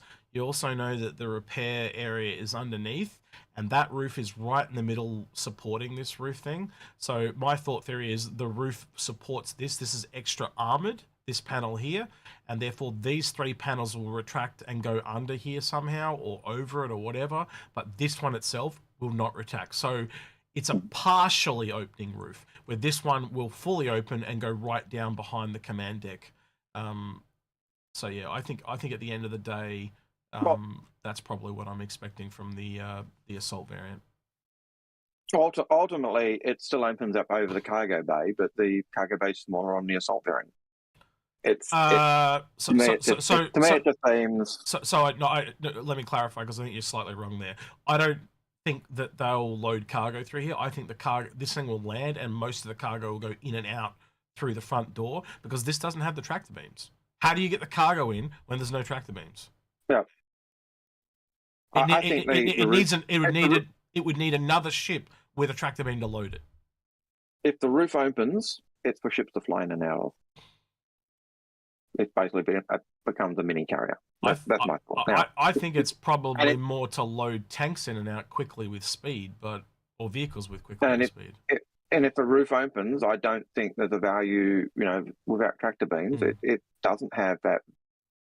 Yeah. That value. If you can't load stuff through the top or put stuff through the top, then what's the point of having the roof open? Well, from my perspective, if you want to deliver larger vehicles to combat, that's this ship. If you want to deliver vehicles, whether to a combat or not, but it's the outside of the combat, there's no reason you can't put 4 tanks in this thing and just tractor beam them out. Because you can pick that up with a tractor beam and go up and over the side, or you could have another ship do it for you, or like an Argo tractor could be there and pick them up.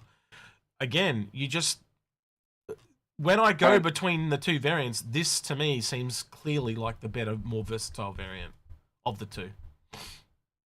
And if the top opens up for both ships again, I see them being able to, once you've got a soft depth on a smaller ship, being able to swallow it up and close it, and then just rip it apart at your pleasure, or do whatever you do to it. Now, something we missed, Algared, that I wanted to bring to your attention: 6 jump seats on the command module.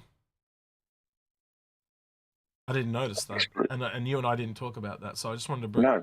Yeah, I just wanted to show you that, because that was something that came up when I was talking with Starship Grim. He pointed that out to me, and I went, "Oh." So yeah, again, it is a different variant of the command module to what we're used to. Yep. But it's a 6-man. It's again command module for 6. The other one supported 4, but my brain went to Algared, like, if you know how you got the 2 crew members at the front in the cockpit, and then you got the 2 at the back. If this is slightly longer than the other variant. If you extended that variant by how much they've extended it, I could literally just see 4 seats either directly behind or 2 sideways each behind there, and that's all it would need to accumulate having 6 jump seats, because you've already got 2 there, just adding another 4. So I'm really curious to see how it pans out, but I honestly think this is just an updated version of the other command module, and they'll go back, because there's no reason you can't make the other one longer, and they literally will just have command module variants. I would love to see the command module be able to use, either command module be able to use, or the updated command module be able to be used on the Cat, as well as the, the Ironclad. Yeah. But I can also see why CIG don't want that. Because why would you ever buy a Cat? You just buy that Galaxy and then just buy the trailer part. Yeah. So it really highlights now the need to explain to people why the hell they keep their Caterpillar at this point, because this just seemed, well, I guess it's but they're both large, right? So one's like, well, they're the same length, for crying out loud. That's the craziness. They're almost identical. One's just twice as fat, and again, obviously, a fuel cost will come in. This will obviously cost more to run, but again, like, you've got more cargo, so, and you're doing a cargo ship, like. The only thing that sticks out to me as to why you'd keep a Cat is because the individual cargo sections on the Cat can be configured to different atmospheres or different conditions. So you could have one that's set to freezing, one that's set to heat, one that's set to oxygen, one that's set to. Yeah, true. And that means you can actually bring things from different components or different areas. Yep. And have them catered. Whereas this, you've only got the one massive cargo bay. That's really the advantage of the Cat over. Yep. I will give you that. Until we get the modules. I will 100% give you that. But that's not something they've spelled out either in a long time. No. It has really made the Cat look, well, again, maybe that's why they're doing it, because then they get more fresh money. But like it makes the Cat look way less desirable than it was originally, and I think it really needs And I would have just filled the Ironclad Q&A with Caterpillar questions, quite honestly. But yeah. Well, and you look at you go back to the CAT's original idea of the modules being able to be, they've each got their individual atmospheric controls and their individual battery power, at least originally. So they could function by themselves if they needed to some degree. But then you look at the 400i with its climate-controlled rooms, and that's effectively an updated version of a Caterpillar room that you could modify the whole room to be a particular environment. So, and then you've got the same with the Endeavour with its agricultural areas, where you could configure the environment for certain plants or agriculture. So it's not something that's specifically stated in a long time for the CAT, but you can see that type of thinking is stuff that they've thought about for other ships as well. So I'd like to see it. But if they don't do modularity on the CAT, that's the CAT's only saving grace. Yeah. All right, next question is by Nova A42, who asks, any idea what the Galaxy price increase will be, or is currently? So it's usually between 15 to 20%, or 25, I think it was. So yeah, you look at what happened with the Hercules series. That would be a really good example. They're in that similar price range. So I'd have to go back and look, but I'd say 20% would be what's that, like $60, a bit more than $60-$70 at worst, and then 10% you're looking at like $40. So yeah, I'd say somewhere between $40 to $80 type of thing, or less than. Yeah. So yeah.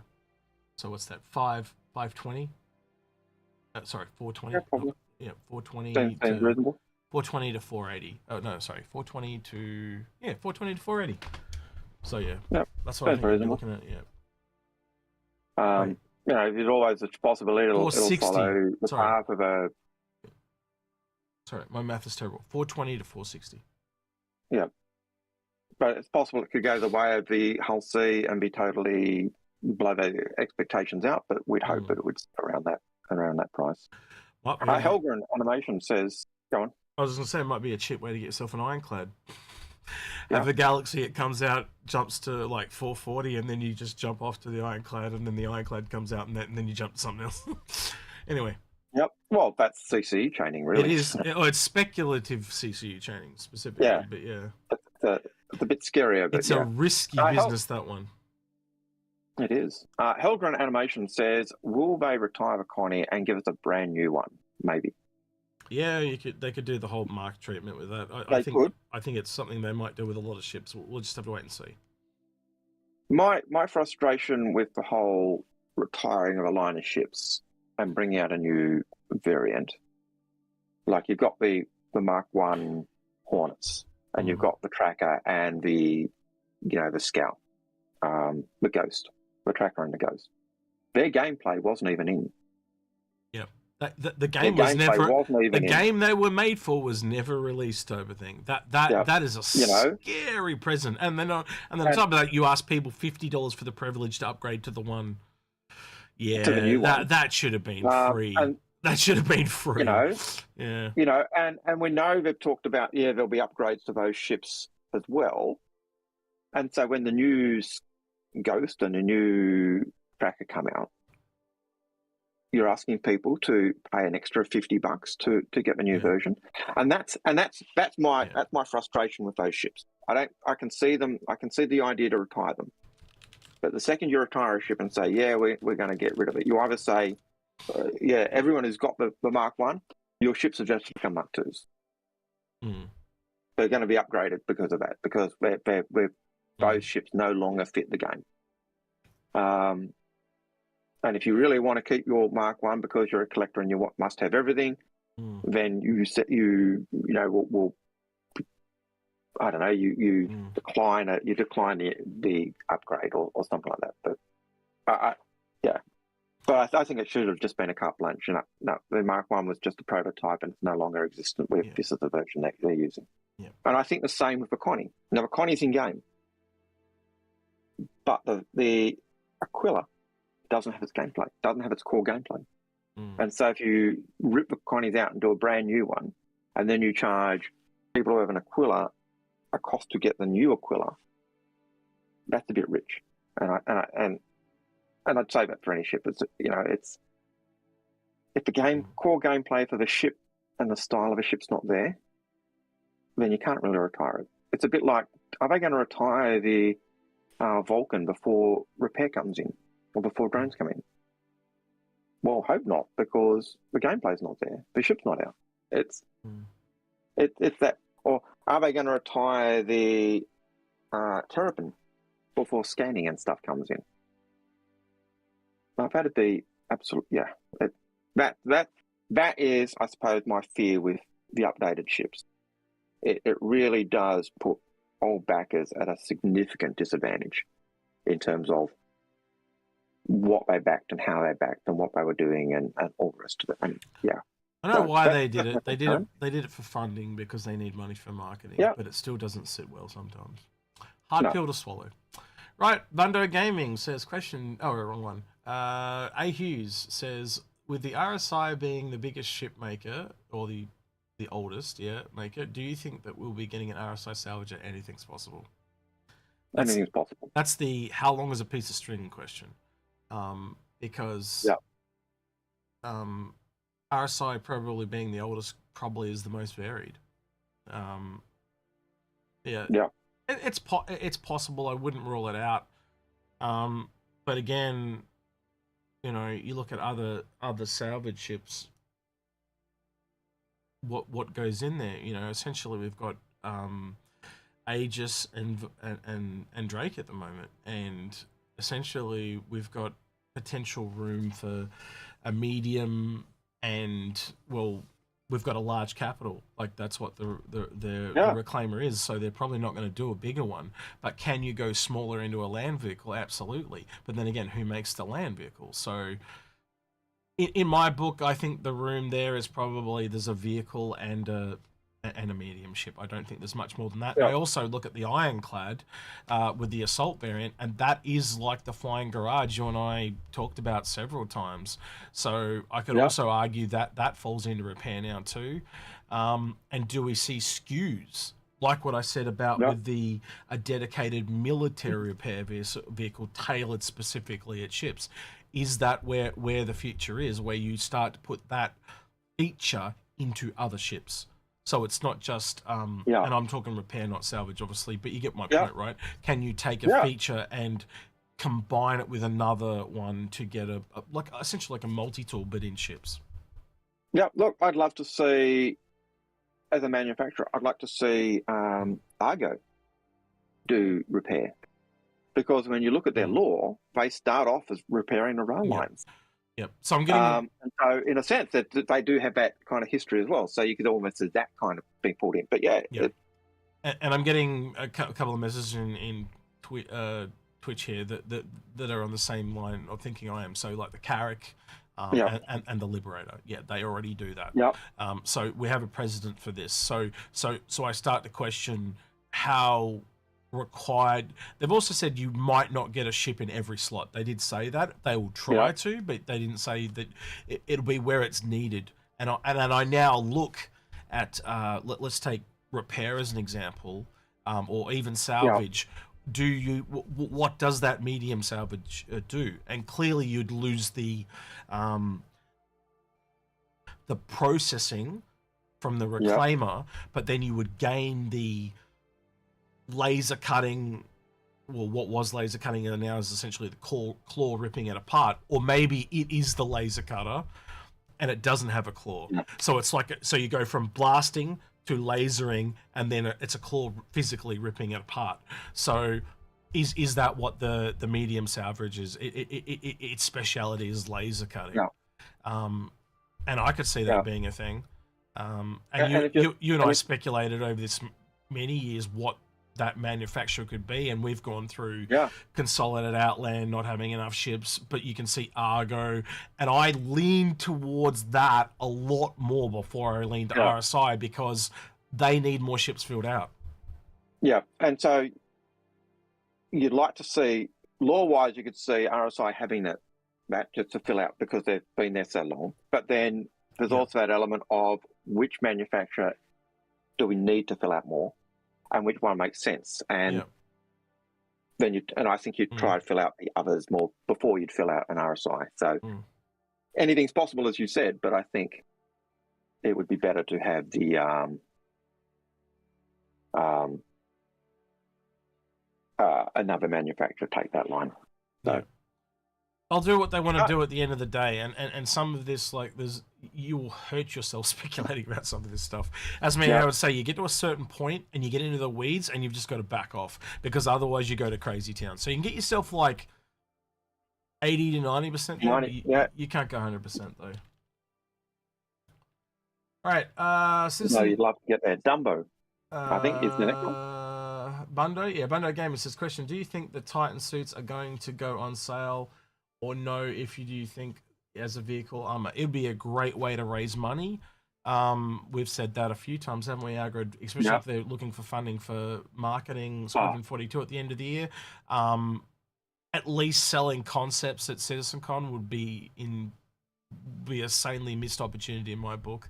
Whether they do it or not is another question. But the fact that they've had more people able to work on Star Citizen this year, getting someone to at least start to concept those things out seems like an absolute non-brainer to raise money for me, because they know how much, man, these things were like dropped in an ISC episode back when Algared and I first joined the channel. It was one of the very first episodes you and I did when we joined the channel.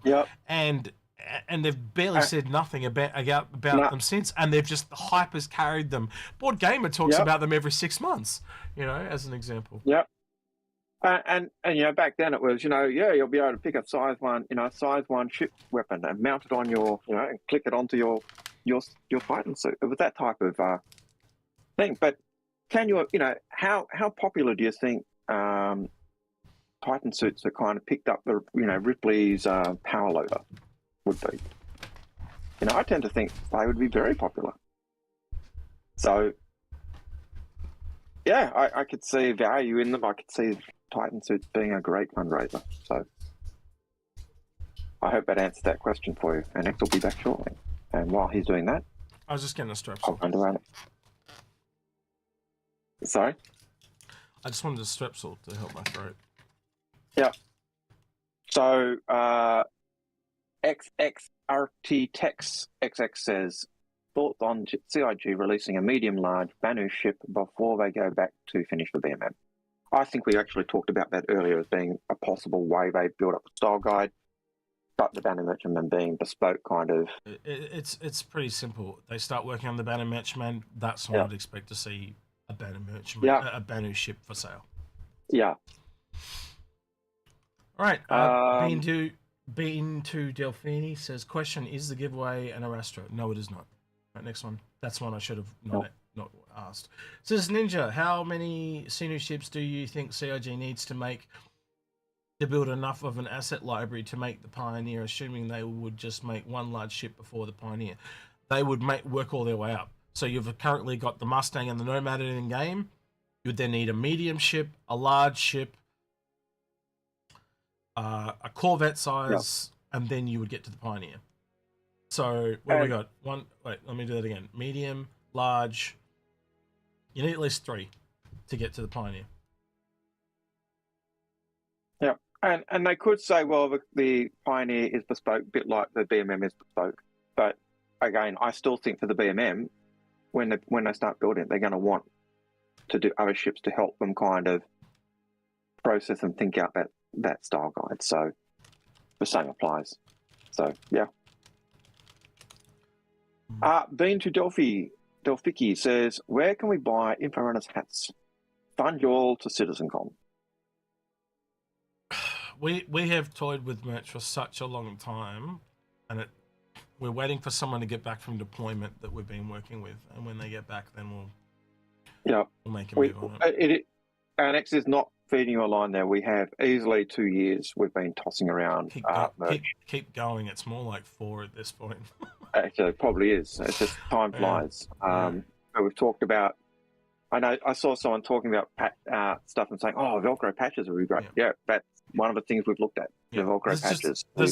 There's legalities involved because we are not from America and stuff like that, so we've had to go through a whole bunch of things to get it all set up, but it's getting there.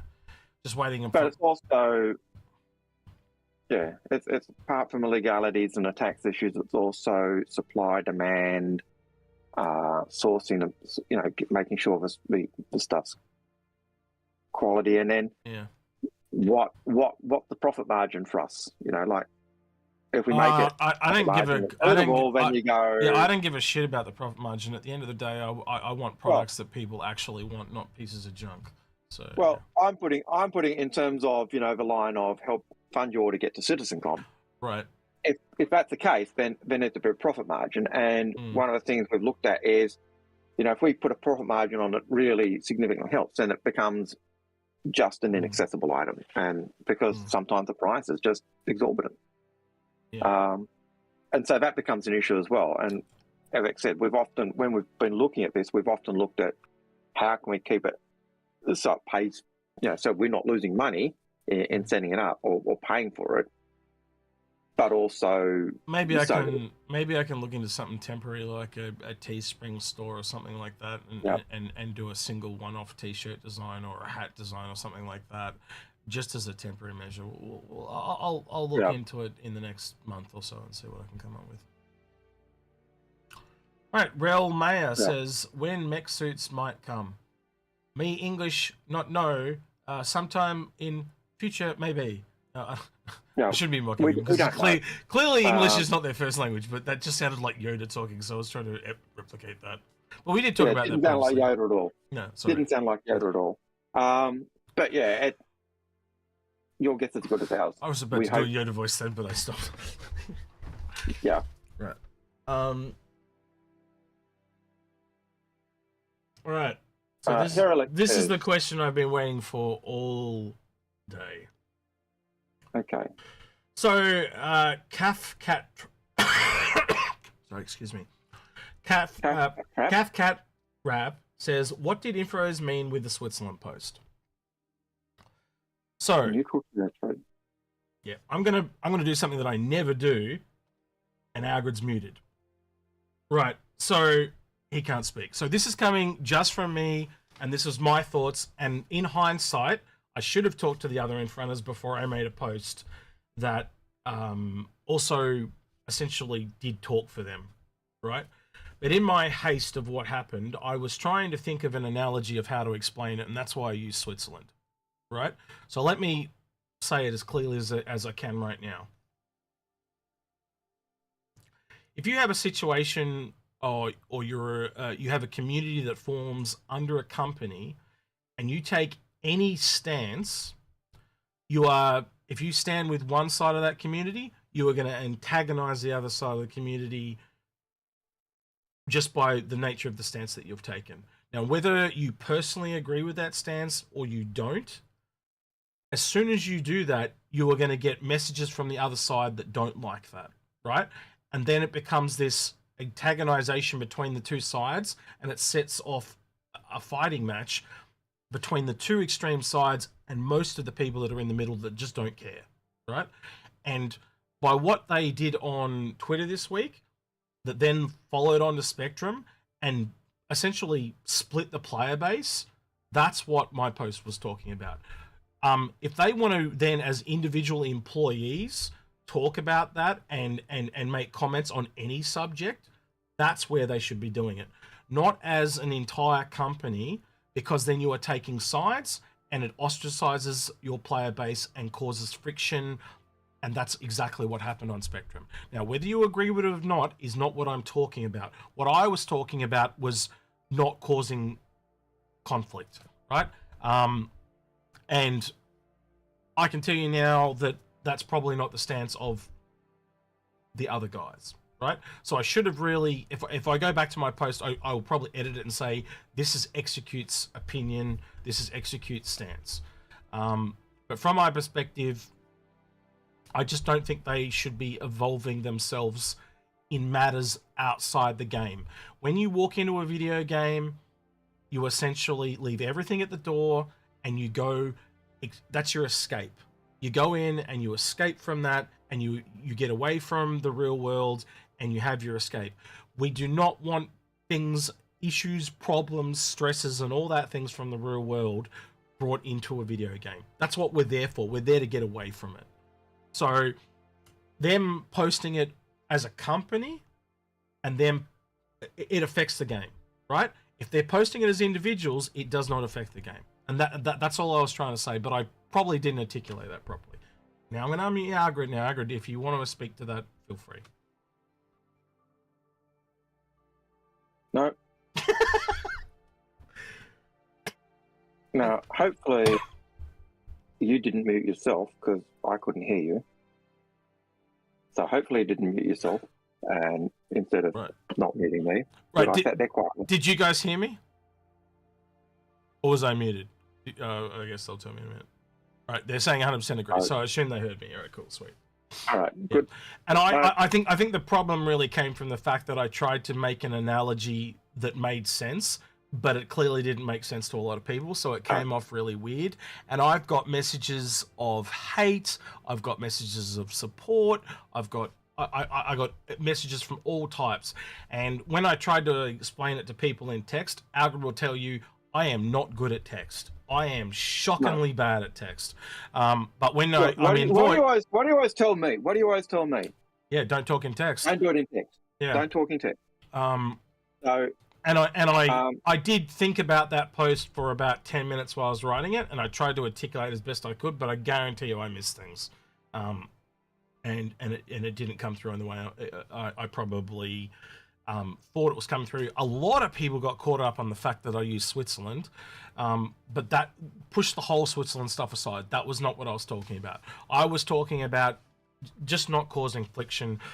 And it doesn't matter the subject matter, right? You take the subject matter out of it too.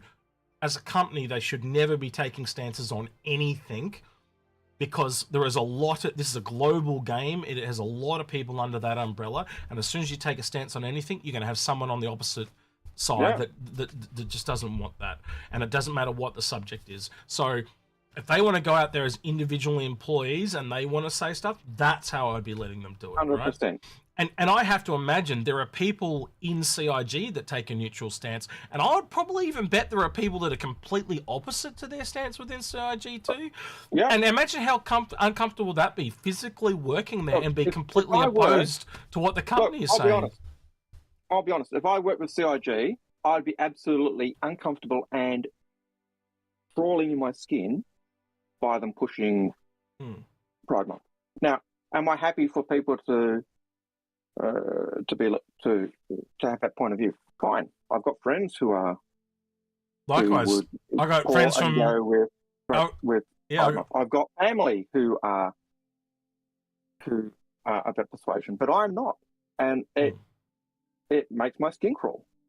And now I can't help that, but I certainly don't disown them. I certainly don't hate them. I certainly don't stop them, but there is a point where we just keep things neutral at times, or don't deal with them.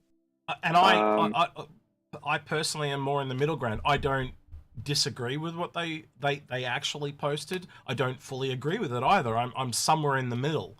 And I think the one that really triggered a lot of people was the image of the patches, because a lot of people thought that was real. But again, they've done this for many years. I understand why they did it, but I think that and this is a really hard thing from a lot of people to do, is to see the entire the entire situation is really hard, because a lot of people were really mocking the other side that they were so aggravated, so that sets them off even more. And it's the first time I've ever heard of them having to physically delete official CIG posts from Spectrum. So it obviously pissed a lot of people off. Now, I don't agree with those people. I don't agree with either side, right? No. But again, I can see why they're pissed, right? And that's what I was trying to get across. I can see why they're angry, because you took a stance when you should remain neutral. Yeah. I think we'll leave it there, Algared, because otherwise we're just going to get ourselves in trouble. Look, I know that there are people who feel threatened for their viewpoints. They feel threatened that they're going to be lampooned or even they're physically in danger. Yep. And so if doing something like having something that says, you know, don't be ashamed and protect, go for it. But there's also that element where it goes the other side. And I do think you should be able to look. It has become political. You should be able to talk about any subject with someone and agree to disagree at the end of the day. And talking and conversing with other people, and just there's a line, I can't remember exactly how it goes. It's along the lines of the ability to think is the ability to be offended. Right. So if you were talking to the other person, and me and Algared, let's give an example. Algared and I disagree completely opposite on religion, as an example. But me and him still can talk about it. We can still get on about it and still disagree on it, right? But that doesn't make us not friends. Yeah, but we're completely opposed. Yep, and there are times we are absolutely. And there are times we will talk about it, and there are times we'll say, yeah, we've got to stop here. Yeah. And if someone's been, and there have been times in the stream where someone's been asking me questions, we've been talking, you know, the history and everything around it, and you've just said, yeah, I've got to go. And you've gone. And other times when I do the same as well. So because I've said things that have pissed him off, and he said things that have pissed me off, as an example. And I guarantee you, like, you know, Paul and Space, for example, they're more on the other side of politics, but we still all get on and we can converse. And I've had difficult conversations with them as well. But that shows a maturity to be able to talk about this stuff. So it's just a part of it too. We really need to let this go, because we really don't talk politics on stream. No, it's just something that we don't do. We don't like talking politics, or as much as I would like to talk religion, we don't talk religion either. But you know, it's that type of thing. But yeah. Anyway. Next question was from Hiralex. I was happy to actually leave that question as no, we're not answering that, but you know, we decided to go down that line. It had to be answered because a lot of people had questions. Well, put it this way: there were other streamers talking about it, and putting words in my mouth. You know that particular streamer that likes to take that opportunity every chance he gets to make me look bad. He was talking about it last night. So yeah. Hey, look. I just think any publicity is good publicity. So if I were talking about it, thank you for the free publicity for both you were talking about it. So, Heralex had a question. We may see many ground vehicles, bikes, but will we see biological mounts? I would expect so. Yeah. Down the track. Especially if you're doing animals. Why wouldn't you? Yeah. It seems like a no-brainer. Yeah, I fully expect that. So yeah. Aaron Moore then comes in with a question, says, will there be purchasable apartments or Titan suits before 1.0? Your guess is as good as ours.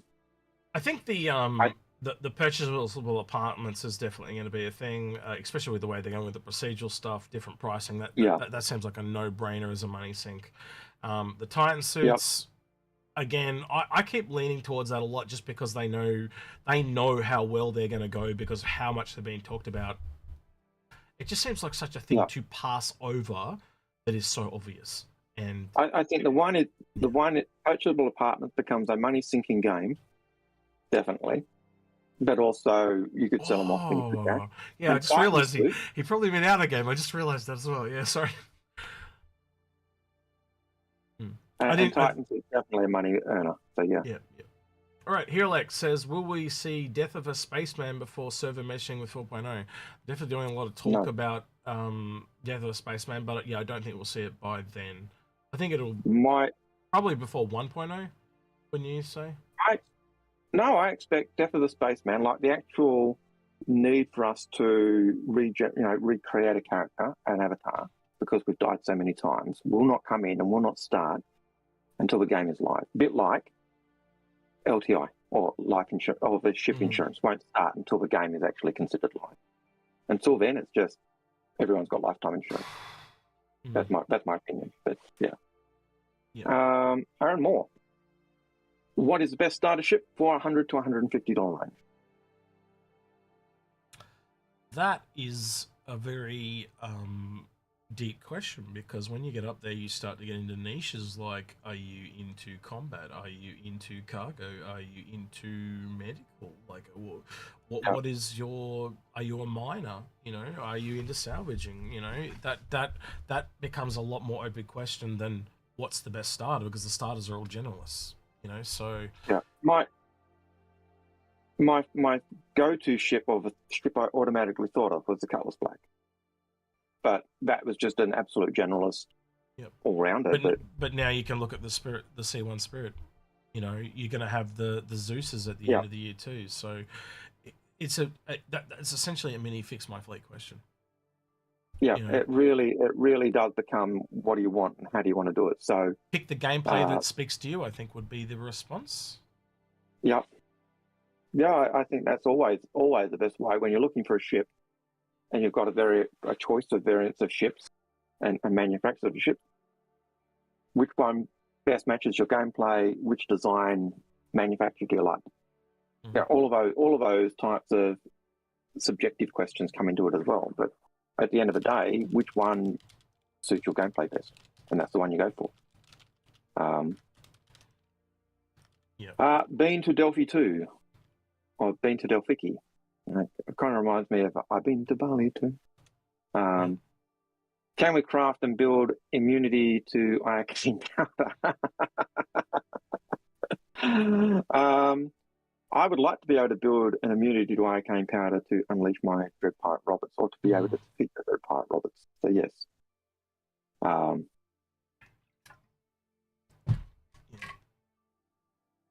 Nova 42, unless you want to butt in on that one, says, I missed it in the buffer. Who won and how?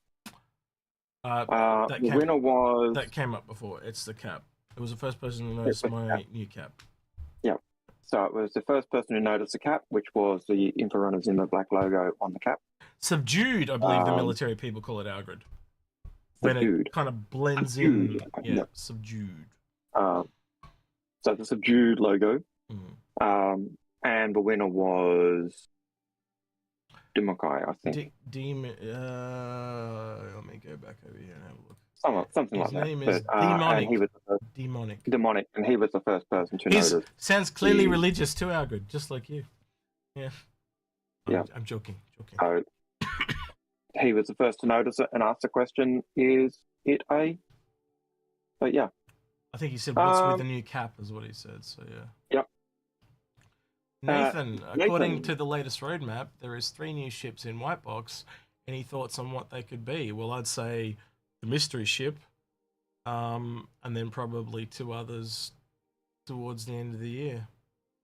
They sound like they're for sales, do they not, Algared? Or are you... Yeah, look, I'd have to go and have a look at the roadmap, and I tend to avoid doing many things on the computer at the moment because I'm... Well, let me throw this out at you. What if the one of those white box ships is an alien? Because remember when the what the hell was the name of that ship?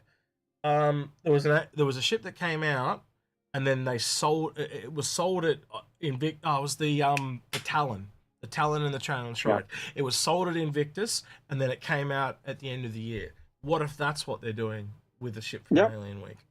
It could very well be, and if they've got 3 ships that are, and if they're talking 3 unknown ships, like 3 ships that they haven't talked about before, are they new ships they're talking about? And if it's that could be anything. And that my thought would be at least 1 alien. Yeah. But if it's just 3 ships that are in white box, then one could be the Apollo, one could be the Perseus or the Polaris, and you know, so it's all of those types of.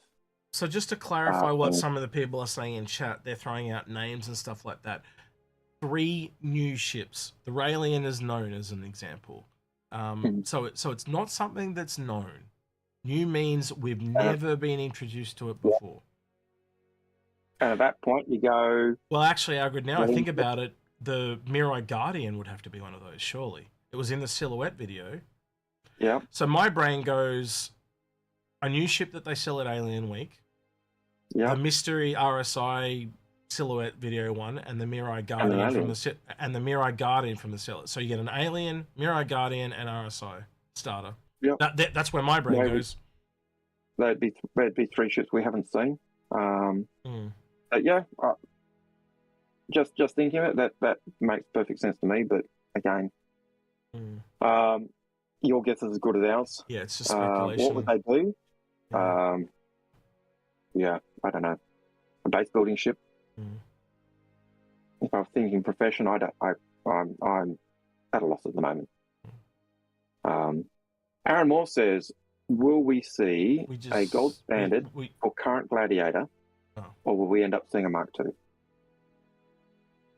I don't think it's that bad of a ship. I think it just needs some upgunning, and like from a art standpoint, it's totally fine. It just needs, the code gone through and fixed. It just doesn't, it's functionally has some bugs, doesn't it? It does visually. There's nothing wrong with it. Given that it's in the same vein as the Hornet, it's the same vintage as the Hornet. I can see why it's still Mark II, but realistically, when you go Gladiator, Eclipse, and then up to the Polaris and other torpedo ships, it really is. Gladiator to Eclipse is really the same ship. It's just one's been updated and has bigger torpedoes, and it's a single-person ship. So I can see. I would like to see the Gladiator be changed so it could actually take at least one size 9 missile, so it actually had the same class as the others. And that might mean it needs a rechange. But yeah, but I can see it. I can see the question. But like you said, it's a lovely looking ship. It just needs. It does need a gold pass, but. Yeah. Next question, please, Algared. Thick Boy BNC. Just Thick Boy says, do you think the 600i rework will bring enough value to the price point?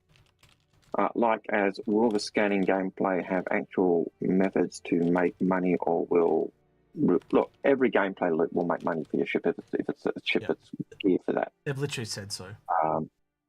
So every ship, if a ship's got scanners, you'll have missions for scanning for that ship that are scaled to that size. Every ship will make money. And they've said that.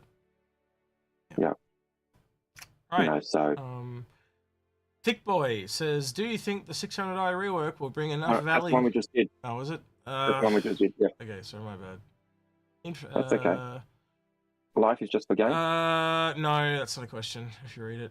Okay. I will see industrial mech suits, cargo loads. Yeah, that's actually the very first one they ever mentioned was industrial exosuits, is what they called them. And the other part me and Algared have added to that is much like what was seen with trolleys, is different levels of cargo moving thing is different tech levels. Because again, you start to think it out. What would an Origin Titan suit be compared to a Drake one? Now, the Drake one might really bare bones, and you can see the cogs, and it's shooting gas out, and it spits smoke everywhere, but it's really low tech, and it runs on fuel. And then you get an Origin one, and it runs on batteries, and it's it's high tech, and it's got shields and stuff like that. But then they both have different weaknesses. Obviously, the Drake one's not as spectacular, but if an EMP goes off, it'll keep working because it runs on fuel. The other one runs on electricity, and so it gets disabled. You cut the cable on the Drake one.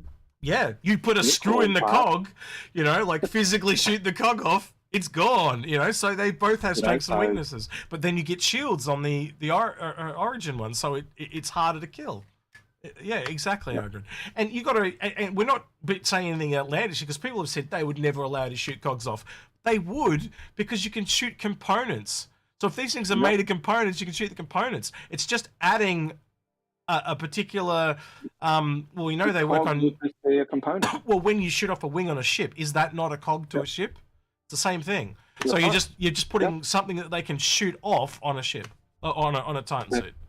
And if you've got targeting of weapons or, the power plants or whatever on ships, then targeting a cog or a limb or a tube or a intake, no different. No different, really. So I could see them having industrial mechs, and certainly one of the things we have looked forward to is the Ripley power loader. Yep. Ray Gun 972, and it's getting hard to read because my other starting to get tired. What are you up Is to, there any sorry? chance that one of the ships announced in White Box Phase will be the Galaxy? I don't think so because it's an unknown new ship. It says new, yeah. Agreed. So. All right, Bola99999 says, do you think Squadron 42 has a Vandal ship melee implemented yet, being feature complete and all? Yeah, they fight with Starves. The game's feature complete. Obviously, the AI is going to come at you and fight at you with Starves. Yeah, absolutely. Yep. And we saw visuals a couple of years ago of them firing them like Jafar Starves, didn't we, Algared? I actually think those Starves are inspired by Stargate, just quite honestly. Yep, and I think that the ship melee, I think we'll see the blades on the Vandal ships actually working properly as well. So even blades on the Vandals themselves, since it's a part of how they write their language. I think their staffs are kind of a cross between the Jafar staffs and the Klingon blades, because it's kind of I think they have two separate weapons. I think they have a staff and they have little knives. And a blade. Yep. Yeah. Yep. So yeah. Although you do see that one video where I think you see the spear kind of go into the individual. So yeah. Yeah, more like a spear than a bat'leth. So I'd say it's like a spear staff type thing. Yeah, I see where you're coming from though. Where you're saying it's across. Yeah. They've made it their own, haven't they? By making the spear a part of it, not just a staff. Yeah. Yeah. All right, Brazzle Dazzle says, with them taking as long as they are fleshing out planets, floral and fauna, when do you actually expect them to come out with underwater exploration regarding our ocean planet? That is so far away. That's so far. Like, I guess it's a part of planets though, so it is type of the thing that you would have to kind of work out sooner rather than later. That's a really tough one to analyze because it is a really tough one. Yeah. But we also know that Montreal does have a planet building branch. Yeah. And they've been exploring that. I did see in a monthly report a while ago they were talking Planet Tech, a new version of Planet Tech. I've got a feeling your earphones just went flat because your voice just completely changed. Yeah. My AirPods lit. I'm hoping that swapping over will help, but I don't think it has. Typical Crapple products don't work properly. No, it has. It powered up. I've got one working, so I'm back again. Oh, okay, cool. But yeah, so I think we'll see the variation on the planet. He does sound better. He does sound better. I agree. Yeah, whatever you've done, you sound better. You might be able to hear me, but the voice has now come through the phone, and it's better. Yeah. I think the difference is this side's the mic. That side was just an earpiece, and so when that one had to go off because it went flat, it went to the mic, the phone mic, rather than the AirPod mic. That's my guess. That's the only thing I can think of. But unfortunately, as the batteries run out over a 2.5 hour period, it happens. So yeah. Chimay Buddy says, when the ISC mentioned that the Polaris will be upgunned to match capital ships, would it be size up or number of weapons up, like dual turrets? I think it's more like size up because the actual adding extra turrets is a shitload more work when you can just up, and they literally said upgunned. So you up the gun. So if it's a size 4, they change them to size 5s as an example. It's going to be upgunned, not upnumbered, so to speak. Yeah. Yeah. If they were up numbering the guns, the only thing I could think of doing is changing, say, a dual turret to a quad turret. But that would be the only way you'd up. You're not adding new turret positions, you're adding guns for the turrets or doing stuff like that. You have to excuse Algared, he's allergic to Polaris questions. Right. Yeah. Michael Almost Frederick. out of Perseus questions. Michael Fredge says, "Do you think we will make the Perseus bigger or stronger? And what are the white box yet released? Are they white boxes yet released? No, I don't think they've started any work on the Perseus at all. No. For the last we heard was that they were starting like grey box on the Galaxy, and that again, I think that leads into the need for it for base building, quite honestly. Which is also why I think we're seeing it before the Perseus, because the Perseus is just combat, which is also why the Perseus is coming, because it's essentially not much extra gameplay required, other than the custom ammo, which they talked about a year ago. Yep. Now the other question is, do you honestly think that the Perseus needs to be bigger or stronger? No. Like, it's already a ship that is armored, like physically protected armor to the teeth. Because it's old school design. It's already got massive size 7 anti-capital ship weapons. Man, I think if anything, it's too strong. But that's just me. But yeah, so I don't think it needs to be bigger or stronger. Yeah. Where are we up to? Michael Frederick says, "Do you think they will..." No, that was the one we just did, and he just asked it again. That's why I'm confused. He double posted. Yep. Chris says, "Can the Raelian maintain its current size, given it's supposed to carry more than 300 SCU, 4 crew, and a large components?" Again, they would have done... It's more newer ship. They would have worked all of that out ahead of time. And it has a different cargo lodging facilities compared to other ships. Yeah, and it's externally kind of stored rather than internally, if I recall, isn't it? It's kind of like it's kind of like a mix between an internal cargo and a whole sea. But all the cargo's got its own little individual rooms that essentially use that anti-grav stuff to load up onto the back of the ship. Yeah. The Xi'an. So how that'll work, impact it. But yeah, generally the newer ships, they don't need to grow as much because they kind of got the components set in size. And they were able to plan them out a lot more. The earlier a ship is, tend to indicate the bigger it's got to grow because the metrics have changed or the component sizes have changed or X, Y, and Z. So but the newer ships, they tend to be pretty close to what they said these days. So X-Day says, with the base building survival fever happening right now, how much do you think the player base will increase when they deliver on it? I think for as much as you would expect it to increase, it will also retract.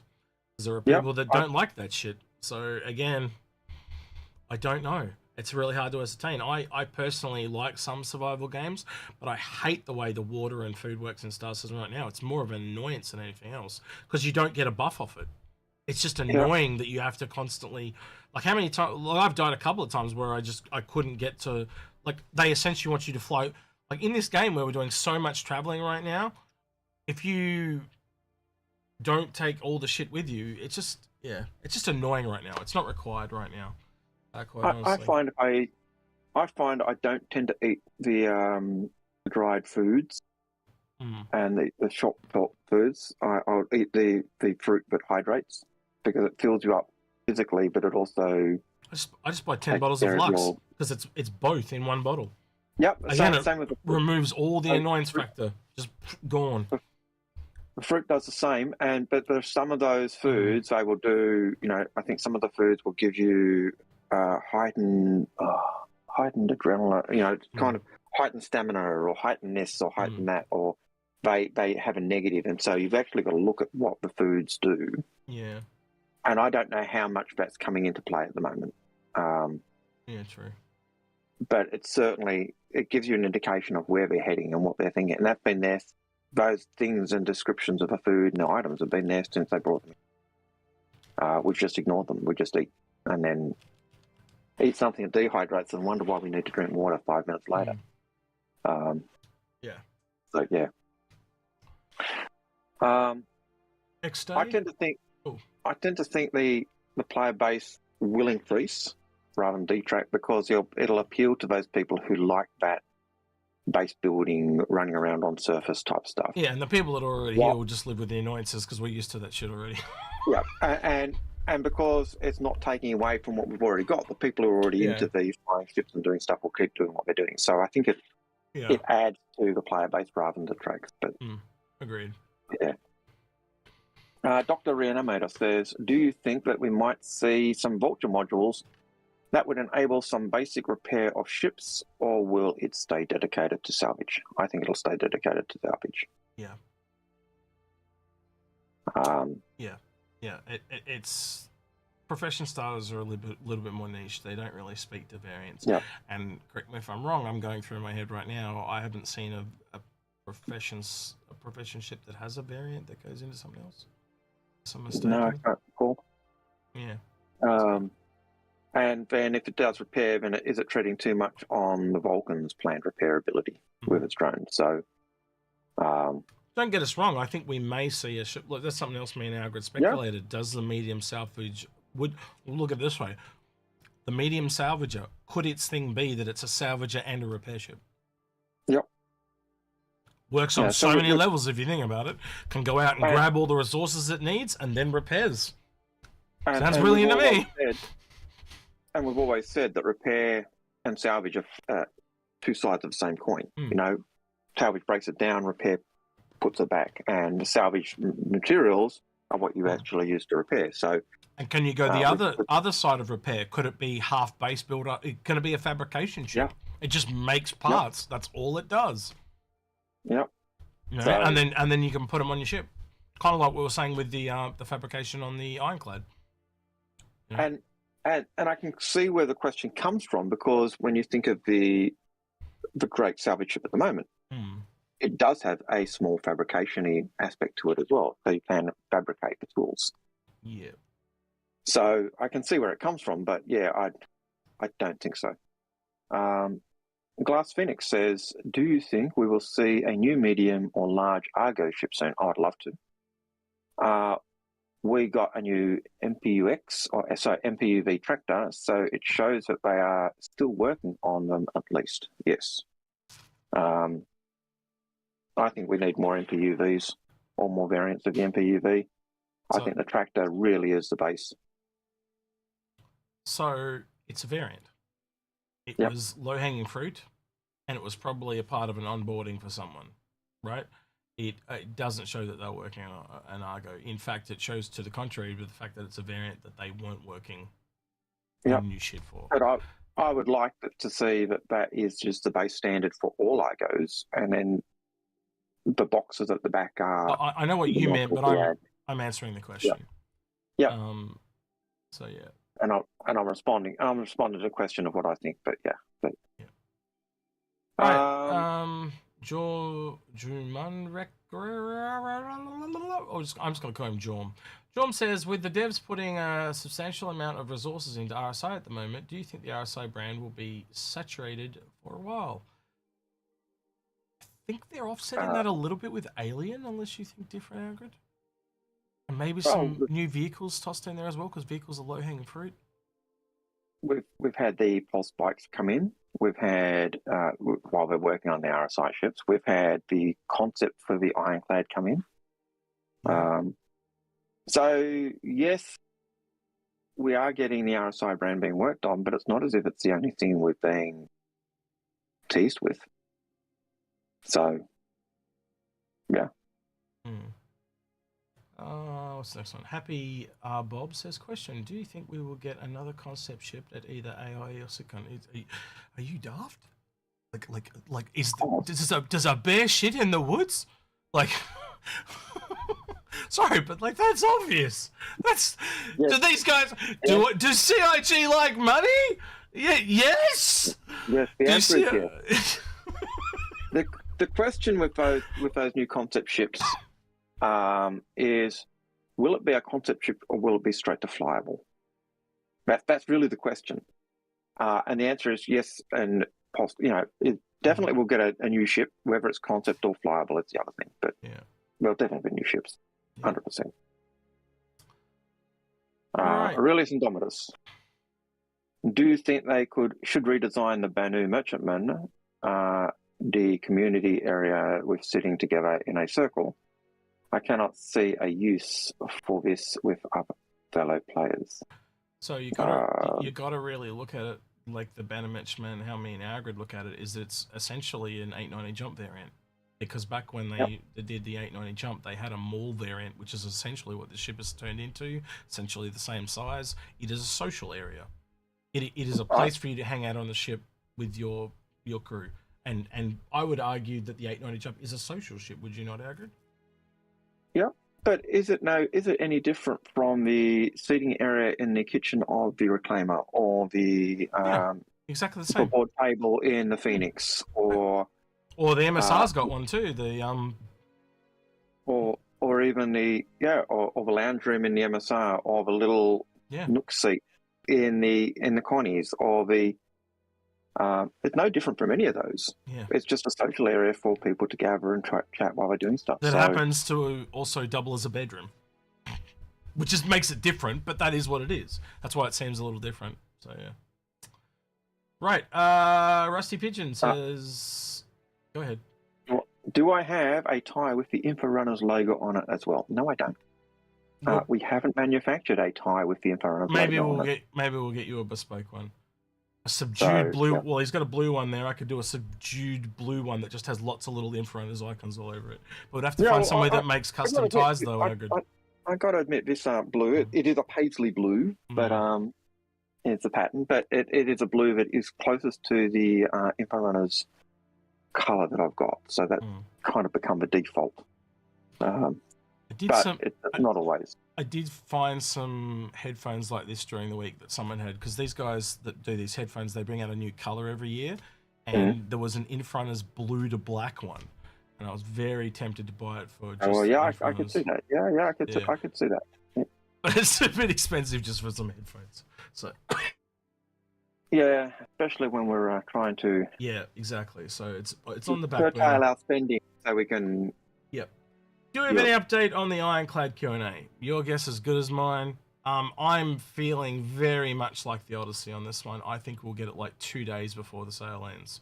But yeah, correct me if I'm wrong. It well and truly should have been out by now, because like it informs people's purchasing decisions. But I think that's if there's something wrong there, and like the wrong seems to be in this case the roof. The less they say, they're hoping more and more people will buy it, and then they make the negative outcome. So to me, it speaks to. I could be wrong, but it makes me think more negatively about it when they don't say anything. It really is a frustration with CIG. But if I was making one critique of the ship sales, it would be you sell the ship by in-game marketing. But that's not enough for players in the real world to actually determine whether it's a ship to spend their money on. You need to, what does it do? How does it do it? What does it got? And often that information is lacking, or it's confusingly put. And that makes it difficult. And that's why, so yeah, that would be my complaint. GTB 500 says, with repair looking like it'll be introduced soon, what are your thoughts on mid-tier repair ship between the Vulcan and the Crucible? I think we kind of talked a little bit about this before, Algared, but I think we have. I think we've certainly discussed ships in between, and even a ship before the Vulcan. Well, the one we leaned towards was essentially what the Ironclad Assault has become. It was like a flying garage. It was something that we talked about quite a bit. And if a Vulcan, and if the Ironclad does have that repair module or that fabrication room, then it basically is that middle repair unit. Another way to look at it too is if the Crucible, is currently not listed as capital, but say they increased it to be a capital, you would then have capital Crucible, large Ironclad, room for a medium, and the Vulture. So there's every ship in every slot. So I get the sneaking suspicion that the Crucible might become a capital. I don't know. We'll see what happens. It definitely sounds like it needs to, just based on feature set. And then I think Algared, you and I would have to probably sit down and rethink our garage idea, because now that's been given to the Ironclad. What would the next logical one be? And the other question is, does the ironclad, does that take the scarabs being a separated garage from the crucible? So is it's signposting that the crucible's design and the way it was originally being pitched has changed, is going to change, or are they going to keep? And that's something I've only just thought of it, but yeah, it raised that question for me as well. Yeah, so again, we'd have to sit down and break it apart, but it's a tough one because you're essentially you're jumping from essentially what is hand repair to the only way I can really look at it is again, the Vulcan is tailored at those size 1, size 2 ships. So then when you jump up, I feel like it has to be tailored at the medium ship somehow. And then what is that? Is it like a flying? Is it essentially just like a Scarab? You know what I mean? So it's a Scarab, but it doesn't do the outside stuff. It only does ships that can fit within inside it. And is it a flying medium pad? Does it look something like the ship from Prometheus, where it's just this little cockpit and a bit of cargo, and it just you know? And I could see something like that. Like my brain instantly when I started thinking that would goes to Argo. Could it be an Argo repair ship? So we'll see. Again, we should probably not speculate here, but that's a good one for me and you to mull over. I was thinking that could be an episode down the track, but it certainly is certainly does raise a whole host of questions. I did have a couple, and I was trying to think, I've still got them, but write them even down. when I went to talk on it, I'd forgotten the question. So, but yeah.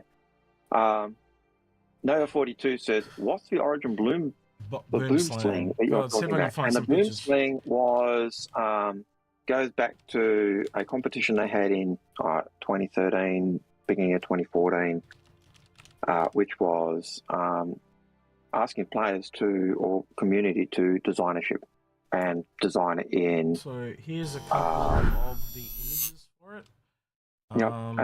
And this was part of the Next Great Starship. So you had people competing to build a ship in engine, and the brief was it had to be a gunship that could take, I think, a squad of people. Was I think the brief.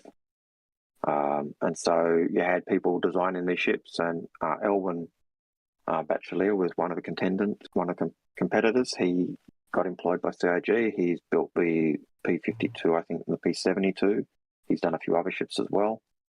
I can't remember all the ships he's done them, but you just see it was a recruitment method by CIG in this competition. And Redeemer was the ship that won. Yeah, so they did concepts of it.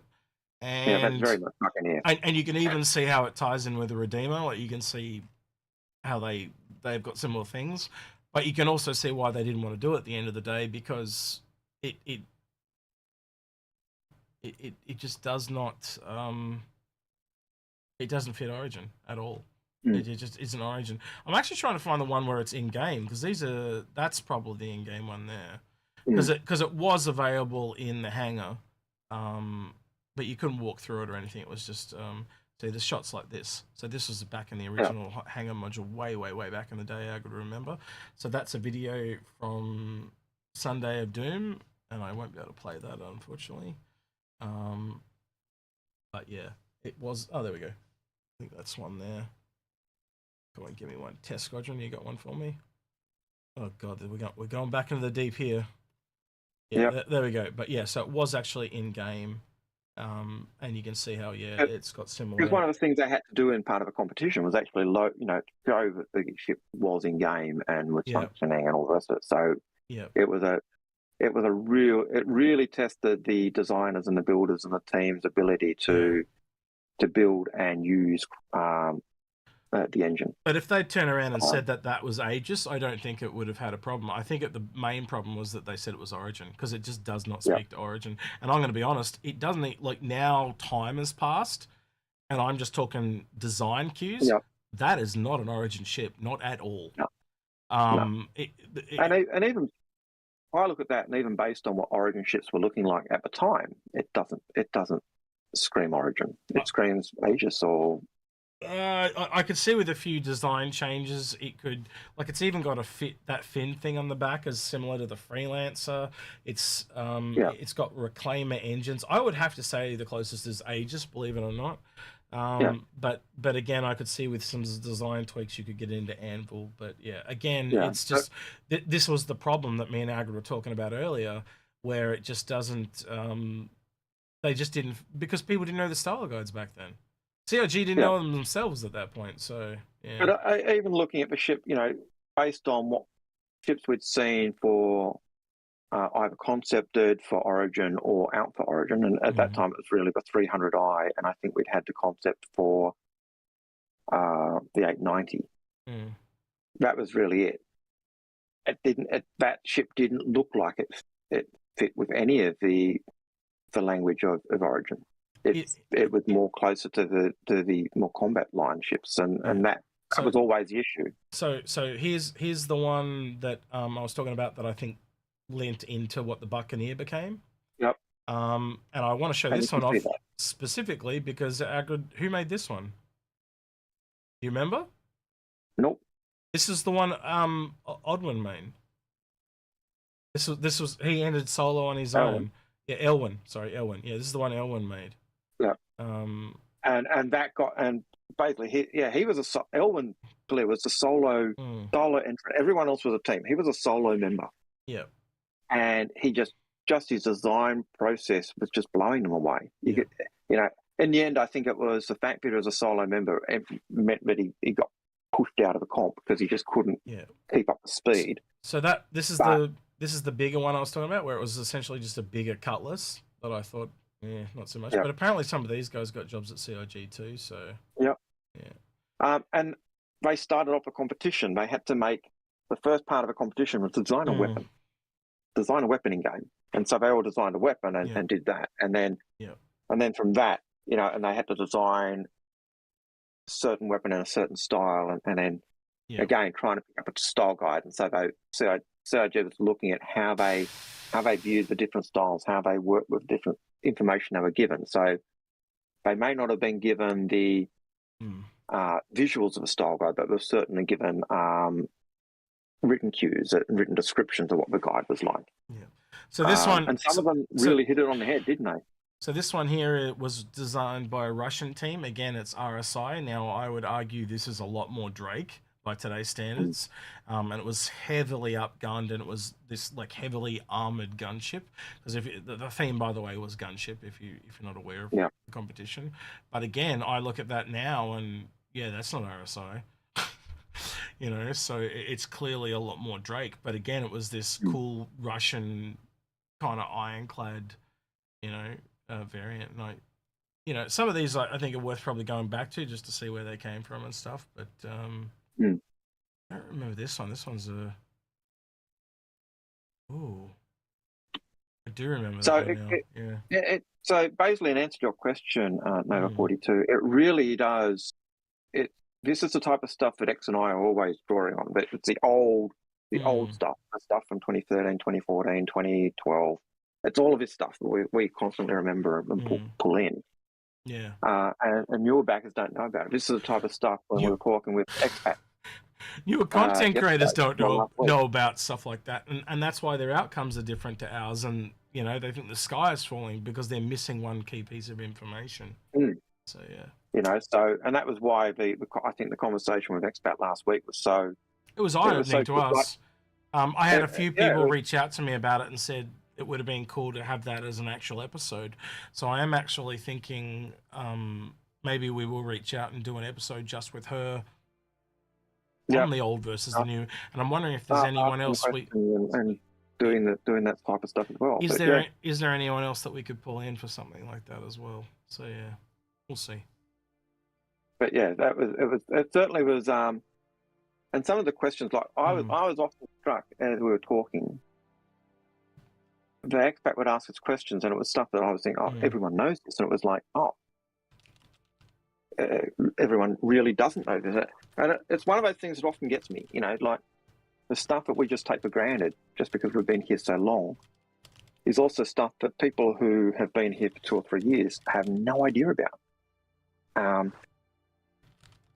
and yet, something happens and people say, oh no, this is going to ruin the game. The death of the spaceman. This respawning stuff is going to ruin the game. I said, no, it's just death of the spaceman. And it really does throw people. And yeah, so anyway, moving on. Yeah, you do the next one. I'm sending a message to Expat. Oliver Nelson. Yeah, line it up while she's probably still up. No, she's asleep. All right. I know she was on when we started, but I knew she would have been getting ready to crash because she'd have been probably streaming for the previous 8 hours or so. Yeah. Oliver Nelson says, do you think that with the addition of personal hangars, they'll make GrimHex an available home base location for players who prefer illegal gameplay? All current locations in the game are Armistice. I think that was the original intent.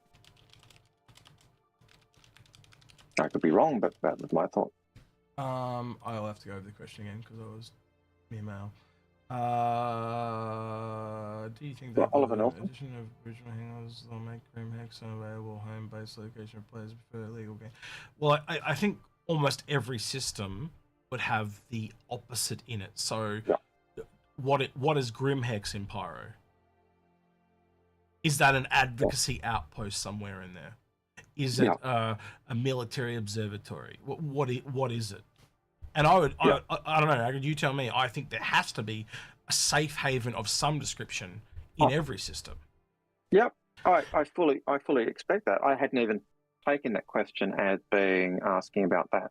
I was just thinking, in terms of Stanton, would GrimHex be an available home base location for people?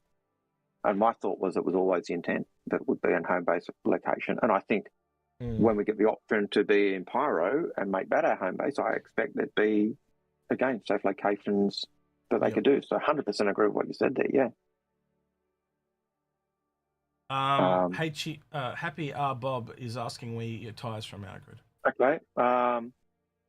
I generally get my tyres from my tailor, and they are just... I think this one is just an El Cheapo tie. This is just a silk tie, but it's just from a brand. I think it's not even a individual, just a brand tie. But I tend to get silk, and ties that fit with the suits, and so yeah. Who the fuck has a tailor in 2024? Why don't you just go to a normal shop like a normal person?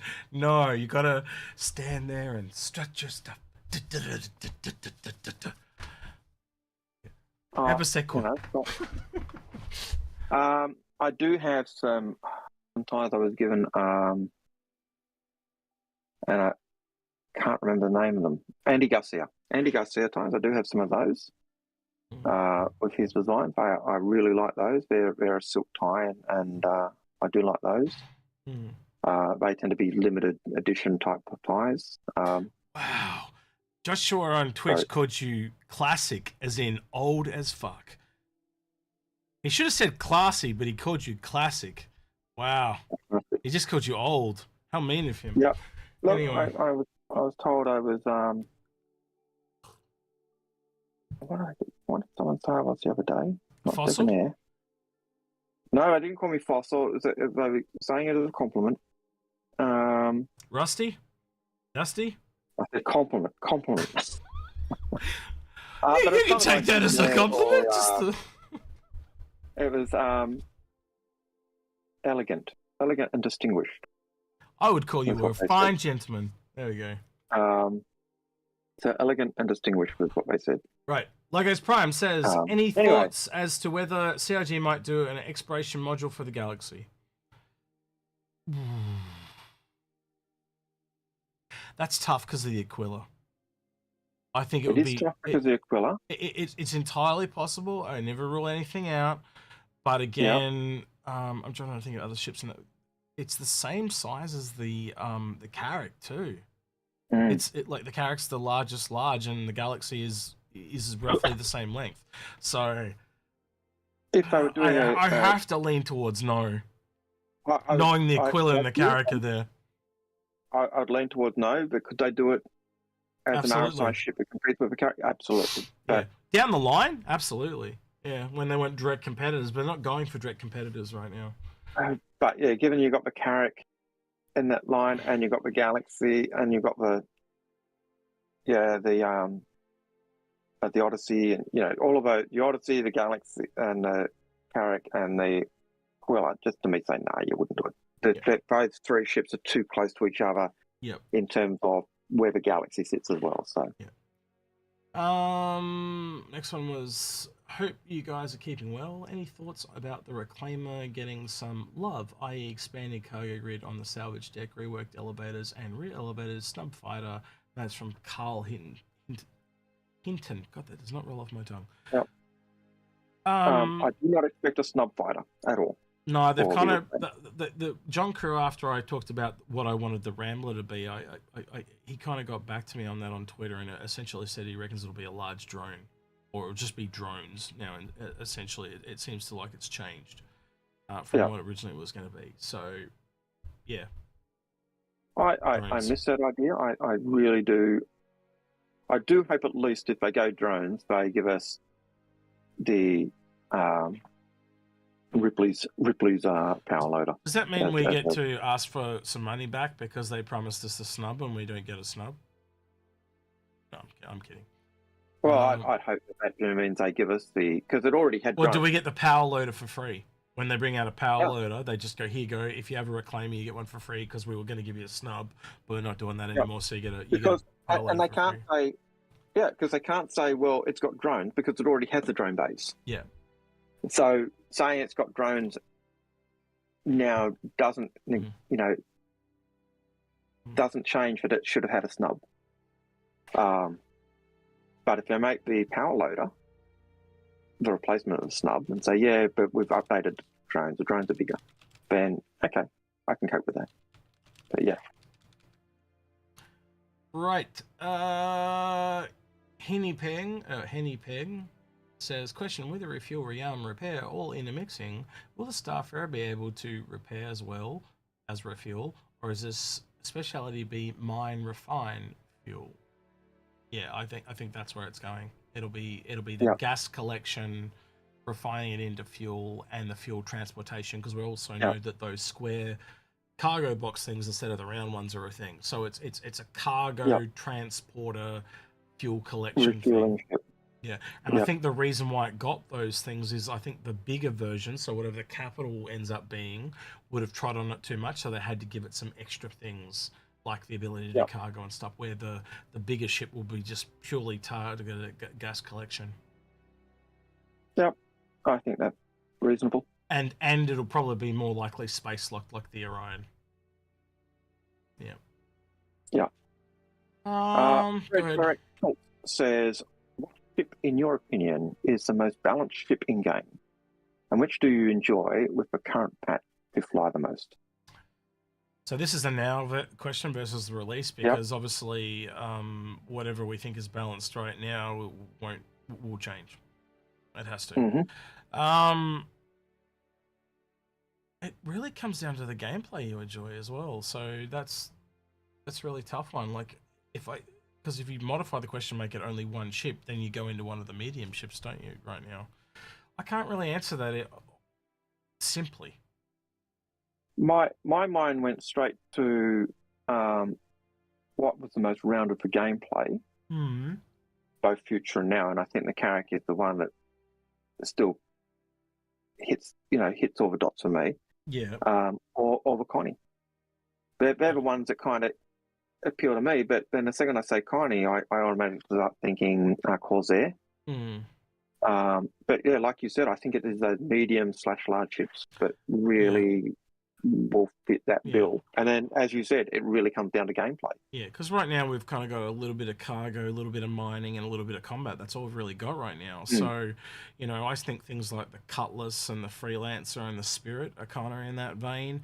But again, CitizenCon, the Zeus is going to drop, and how does that chain up the thing? And then, you've got armor to come in and all the other things that are coming down the line.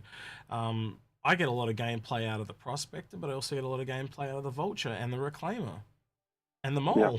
So it really depends on what you want to go into. It's a very hard question to tailor to one person specifically. So, indeed. Yeah. Schultz has a question. Yep. I know nothing. Crew requirements being what they are. Exactly how viable are these ships actually going to be moving forward to the average player? I think they're going to be very viable because you've got NPCs you can ship. Yeah. And you're talking, crews of minimum crews of 4 to 5, 6 people. 2 or 3 NPCs on a ship plus 1 or 2 mates. You got your 6. Yeah. And I think that's reasonable for an average player. So this is one of the things where, me and Algared have seen it since the beginning, and we always saw this coming. And then, the essentially engineering gameplay videos dropped when they dropped previously, and people lost their goddamn minds. It's like, how is this new to you guys? Like, this is just the expansion of what they said they were going to do. And people started going, losing their mind and going, don't buy big ships because they're going to be... No, because the other part of this they don't have is what Algared just said. The AI stuff, the player rating system, the player finding system. They've missed all those parts the way along, and so their conclusion they've come out with is wrong. Yeah, and even with that, I even left out the AI automated components. Yep. So you've got AI automated components, you've got the AI NPCs, plus you've got 1 or 2 mates. You can easily do I think I'd have no problem having a 6-player crew and having 1 or 2 mates. And I think that's a goal that you're looking at. When you go to the bigger ships, the ships that are minimum crew of 14 or 16, which is like the Idris and the Javelin, then you're looking at your weekend raid ship. You're looking at your Org, you're looking at the Zerg. That is your Dark Age of Camelot Zerg going out when you're in a Javelin. You're looking at it's that type of thing. And we've just got to change our thinking. All right, Algared, so we're coming up to the last 5 minutes of the stream, and we have a literal entire page of questions in portrait view. So I'm going into rapid fire mode. And turn off the bot if it's not already turned off. I turned it off half an hour ago. Okay, good. Happy Bob says, question, with the addition of the life support and oxygen management, how do you think the Caterpillar Ironclad will manage opening and closing of doors to space? Why can't it always not have oxygen in the cargo bay and you just put it in a suit when you go out there? Yep. Right, Rusty Pigeon Gaming channel question. You're thinking in multifaceted ways. Anyway, Rusty Pigeon Gamer says, question, do you think the Drake lineup is possibly suited to become a very big Transformer thing? It's like Voltron, Drake Voltron. No. No, I don't think so. I think they do work together, though. That's something that they stated in lore a few times, Algared. You'd be able to say yes or no to that? Yeah, they tend to work together, but no, they're not going to do a Voltron. No. Yeah. Bundo Gaming says, question, would you like who would make the ARMS Gravlev, or do you think they would use the range? Who would make the Army's Gravlev vehicle, or do you think they'd use a Tumbrel Ranger? Anvil, Aegis, Tumbrel. Yep. They laughed at an Origin hover tank, but man, if I ever see a hover tank from Origin, no. Tumbrel were the original company that made the vehicles and the tanks. So, I'd say something like maybe them and Kruger team up or something like that. That'd be kind of cool. Yep. I'd love to see a Kruger version. Yeah. But yeah. Cosmic Turtle says, with modules for the Retaliator, how long do you think it will be before they start working on modules for other ships like the Carrack? I think sooner rather than later. Once the system is proven, they'll start rolling. Because again, that's a really great onboarding thing, is it not, Algared? You get someone to make out a module. Here's the module specs. Show us what you can do. Yep. You remember there was that one brief where we had the Retaliator that was decked out kind of with the medical kind of interior type setup. And that was just someone being given a task to do, to show us what you can do as an onboarding task. Yep. Right. Various Patona says, do you know if any other ships will get refrigerated storage like the 400i? What do you think would be the gameplay loops that are required this?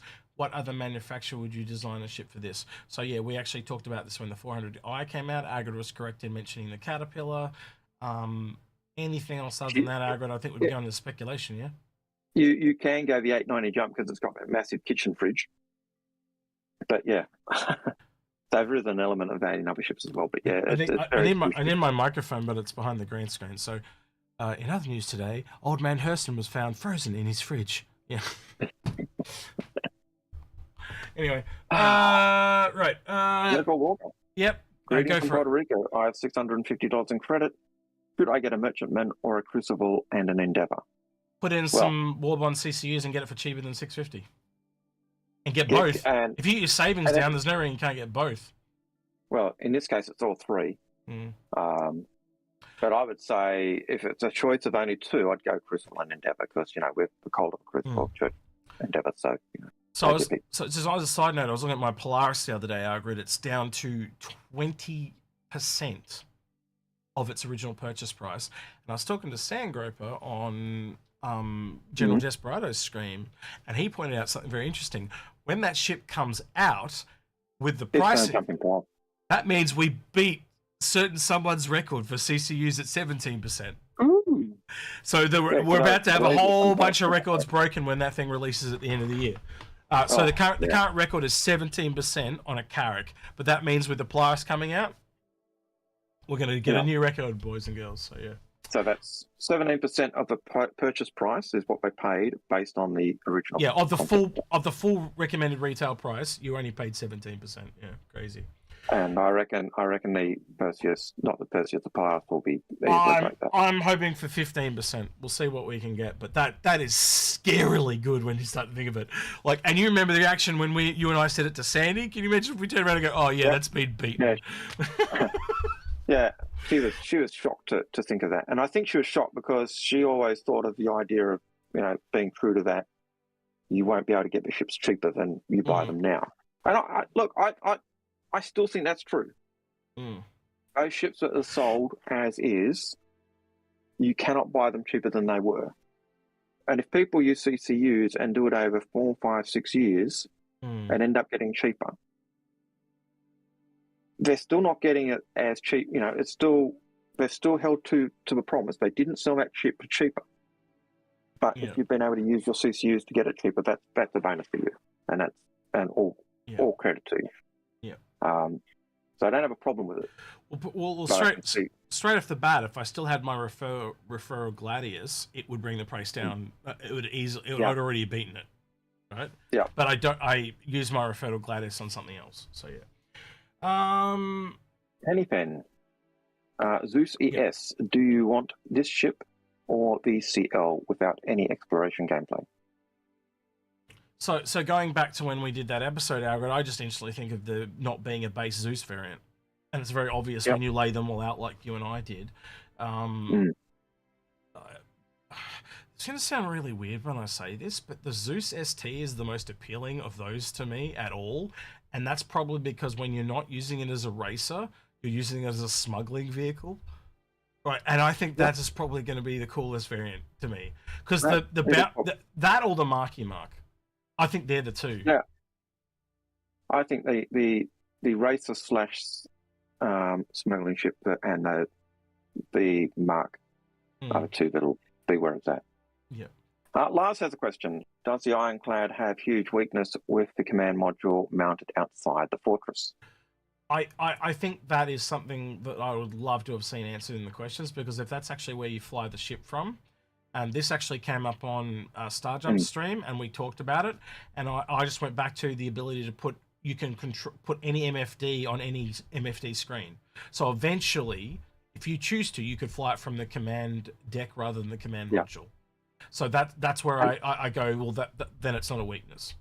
But defaultly it'll be from the command module. Yeah, and I think if it's defaultly from the command module and that's all you can do, then that is a problem. Well, I went back to the battle bridge on the I went back to the battle bridge on the 890 jump. That's how that's going to work, is it not? That would be how you do it. Like the battle bridge is both. You can actually fly it from both locations even now. Yeah. Well, what's the other present? The Carrack with the Carrack. Yeah. The top bridge. I would like to see that bridge type area on the Ironclad being like the Carrack's top deck kind of standing position. Yep. But it's the same type of thing as the 890 jump as you said, but you're controlling it from both positions. Yeah. The difference is the module can detach and be a separate ship. How would that impact the module? Could you have a command on both of them? And I think that's one thing they want to avoid. Here's a question for Algared. Can you take the Caterpillar module and put it on the Ironclad? And this is something Starjump dropped. He goes, imagine if there was a series of them, like, so add one more ship, so there's 3 of them, and you can interchange the command modules. Yep. And I went, whoa, that's kind of cool. Yeah. That was a suggestion I thought last week, that the command modules, you could put the command module from the Ironclad onto the, and just, you're literally changing the chassis or the body or the cargo section of the ship, and you've got this one cargo module or one cab. But make different sizes and have the whole thing. Yeah. The Cos says, in regards to the Pioneer, is it known how hard it is going to be to get by in-game rep needed? Well, I think logically, if you look at how everything's like a stepping stone in most MMOs and stuff like that, you would start out with the default base builder that you would go. So you have your starter ship, move off into to the starting of a profession, and then work your way up with rep grind. Plus, you're then just getting access to buy it. It's not like they just give you the Pioneer. You would get access to buy the Pioneer, and then you'd have to buy it. And I also think it might even go a little bit further than that, because they're talking about having to maintain reputation as well. So if you don't maintain your rep with that organization, it drops. But I also think if you look at the way reps working, you have localized reps, but then you have system-wide rep, and then you even have like universe size rep. So the UEE is across the entire thing as an example, but then Hurston is just around Hurston, but then you also have some form of Stanton rep, which is like the advocacy as an example. And the advocacy is not correct, because that would also be that's UEE. That'd be UEE. But you get what I'm saying, right? And maybe Stanton's a bad example because it is broken into parts, but like, again, every time you go into a system, it shows you the laws of that system, and it would show you who you rep with. And I also think that restricts your movements, because if you all of a sudden just uproot yourself and move from Stanton all the way to Lear, as an example, all that rep is going to start to deteriorate over time. Yeah. And I do think, like, to go to Stanton, I do think they've actually talked about the different corporations actually kind of looking at banding together to have this kind of conference to work out how to deal with the issues, because I think some of the issues are kind of different from what they expected. It's pretty logical though, because you would expect that the bigger, over broad, sweeping system ones would be the more desirable things you need, like ships. But then, for example, if you want a skin or a unique component or something like that, that would be the localized stuff. So if I'm doing food delivery missions, and in that system it's Zin's Chinese Takeout, and they have shown some of these, I've got the names of them, but they show different manufacturers for different things.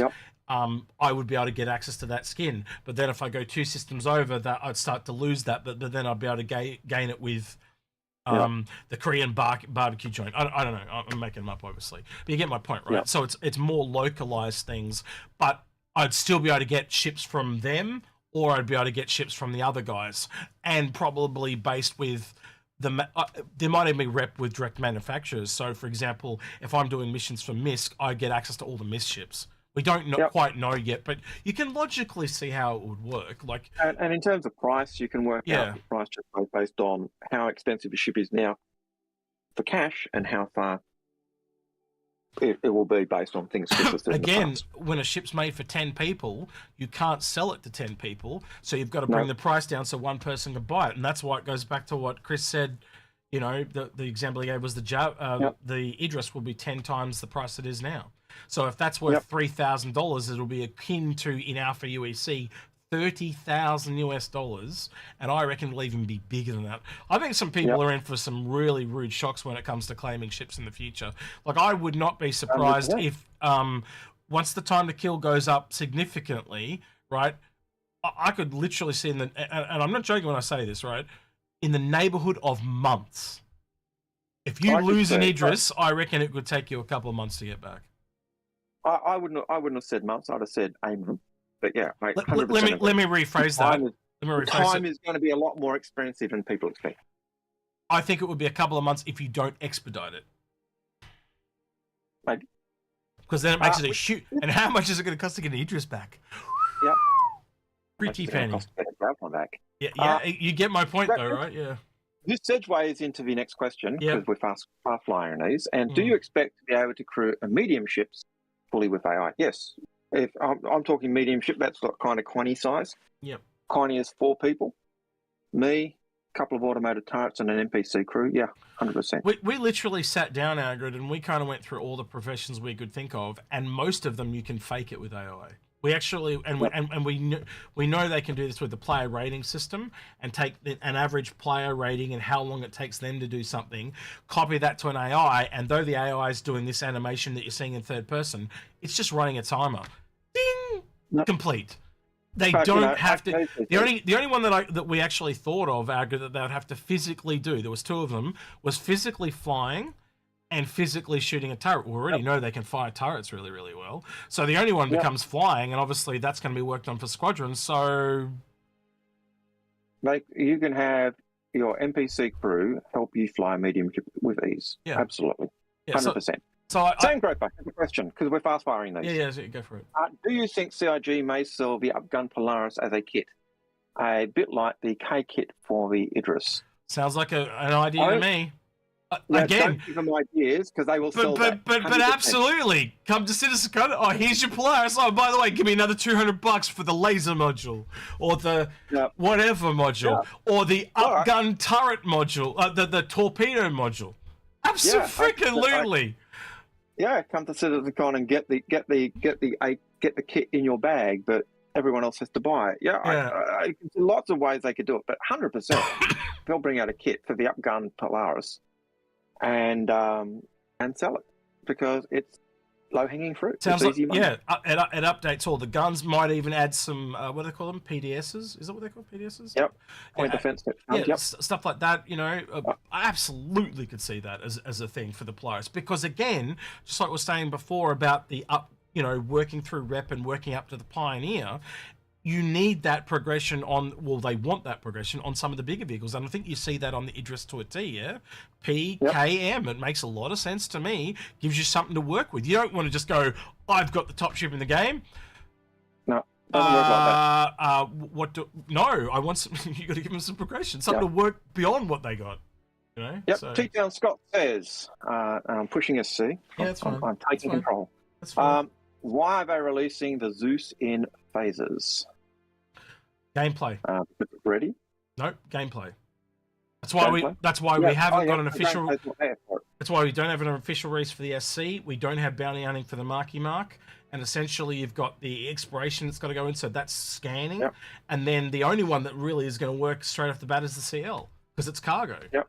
So you could put the CL in tomorrow, but the ES without a worry. ES needs scanning. So that's why it's in that order.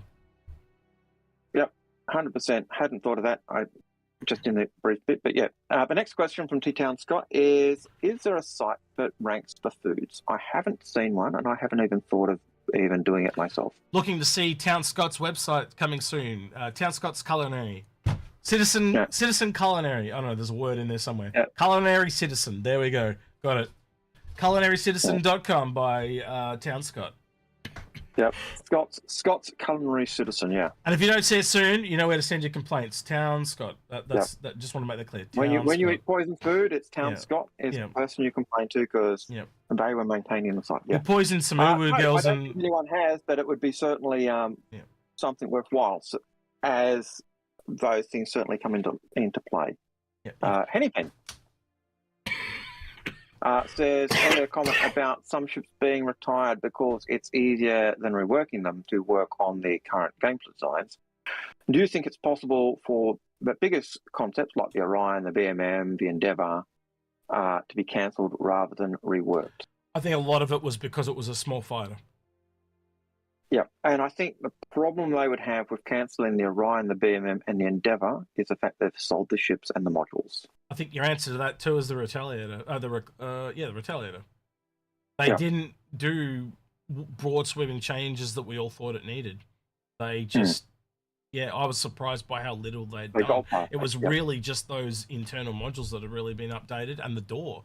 You know, we were expecting like the turret size to be cut down, the crew size to be cut down, because it just didn't. It does not seem to fit the metrics of the newer stuff. But they didn't. They left it with a crew count of 5. They left all the turrets there. Maybe in the future they'll have the ability to make them remote. Maybe that's their fix, because it is less work to do that, let's be honest. But we'll have to wait and see. Second last question from Justin Guzman. Do you think we are getting the large alien ship teased for Alien Week? Yeah, I think that's probably what we're going to get is one of that white box ship. It seems to line up with the end of the year, kind of like what they did with the Talon. Yep. Don't disagree with that. And our last question is from Chris Mornraylan.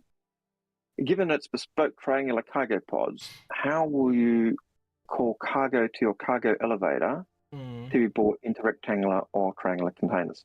Those triangular containers, as I understand it, are just boxes that you put our regular containers in. Yeah. And that's how it would work. It's just a Xi'an container method. It's a room for our containers. Why they're triangular, I have no idea. Yeah. Do they use boxes themselves? I have no idea. Given that they adopted the whole series, I would assume they do. Any thoughts to finish that off? Or it's something you and I talked about. Like you would have different cargo procedures for different races, remember? And obviously, the downside to the Raelian is you would have to convert between the human system and the alien system as you're going between systems, as an example. But also, if you're just living in the human system, does that cause problems? And I think it might. I think it might. Because I think you're going to be dealing with loose cargo almost all the time. So yeah. And that is our last question. Yeah, so that means the stream is over. Look for someone to read. I clicked the wrong button by mistake, sorry. So yeah, thank you for all the bits and bobs, likes, subscribes, and follows and all that. I'll do the YouTube thing that I don't normally do to Twitch people. You guys usually don't see this. So it's don't forget to like, subscribe, ring that notification bell. And thank you to all the people at the end of the video that went the extra mile on Patreon. With that, then, we are going to be rating today Captain Serious Fun. He's one of the Soul Citizens. I've hung out with him a few times. He's a good friend. So yeah, say hello to him and tell him I'll stop by in a bit once I close down the YouTube stream. So yeah, I should have prepared this earlier, but I didn't. But yeah, Twitch, say goodbye to YouTube. You could say goodbye to Twitch. Bye, Twitch. I'm now awkwardly waiting for it to tell me that we can raid him. But yeah, say hello to him and tell him I'll stop by soon. All right, with that, bye, Twitch. Okay, now YouTube, we can talk about Twitch all we like because they're gone. Yeah. So yeah. Luckily, you didn't tell Twitch that's what we say every week. We can talk about them behind their back. So yeah, it's fine. That's right. Right. All right. With that, then he's been Algared. He's been Execute, and we're out of here. Take care. See you, citizens.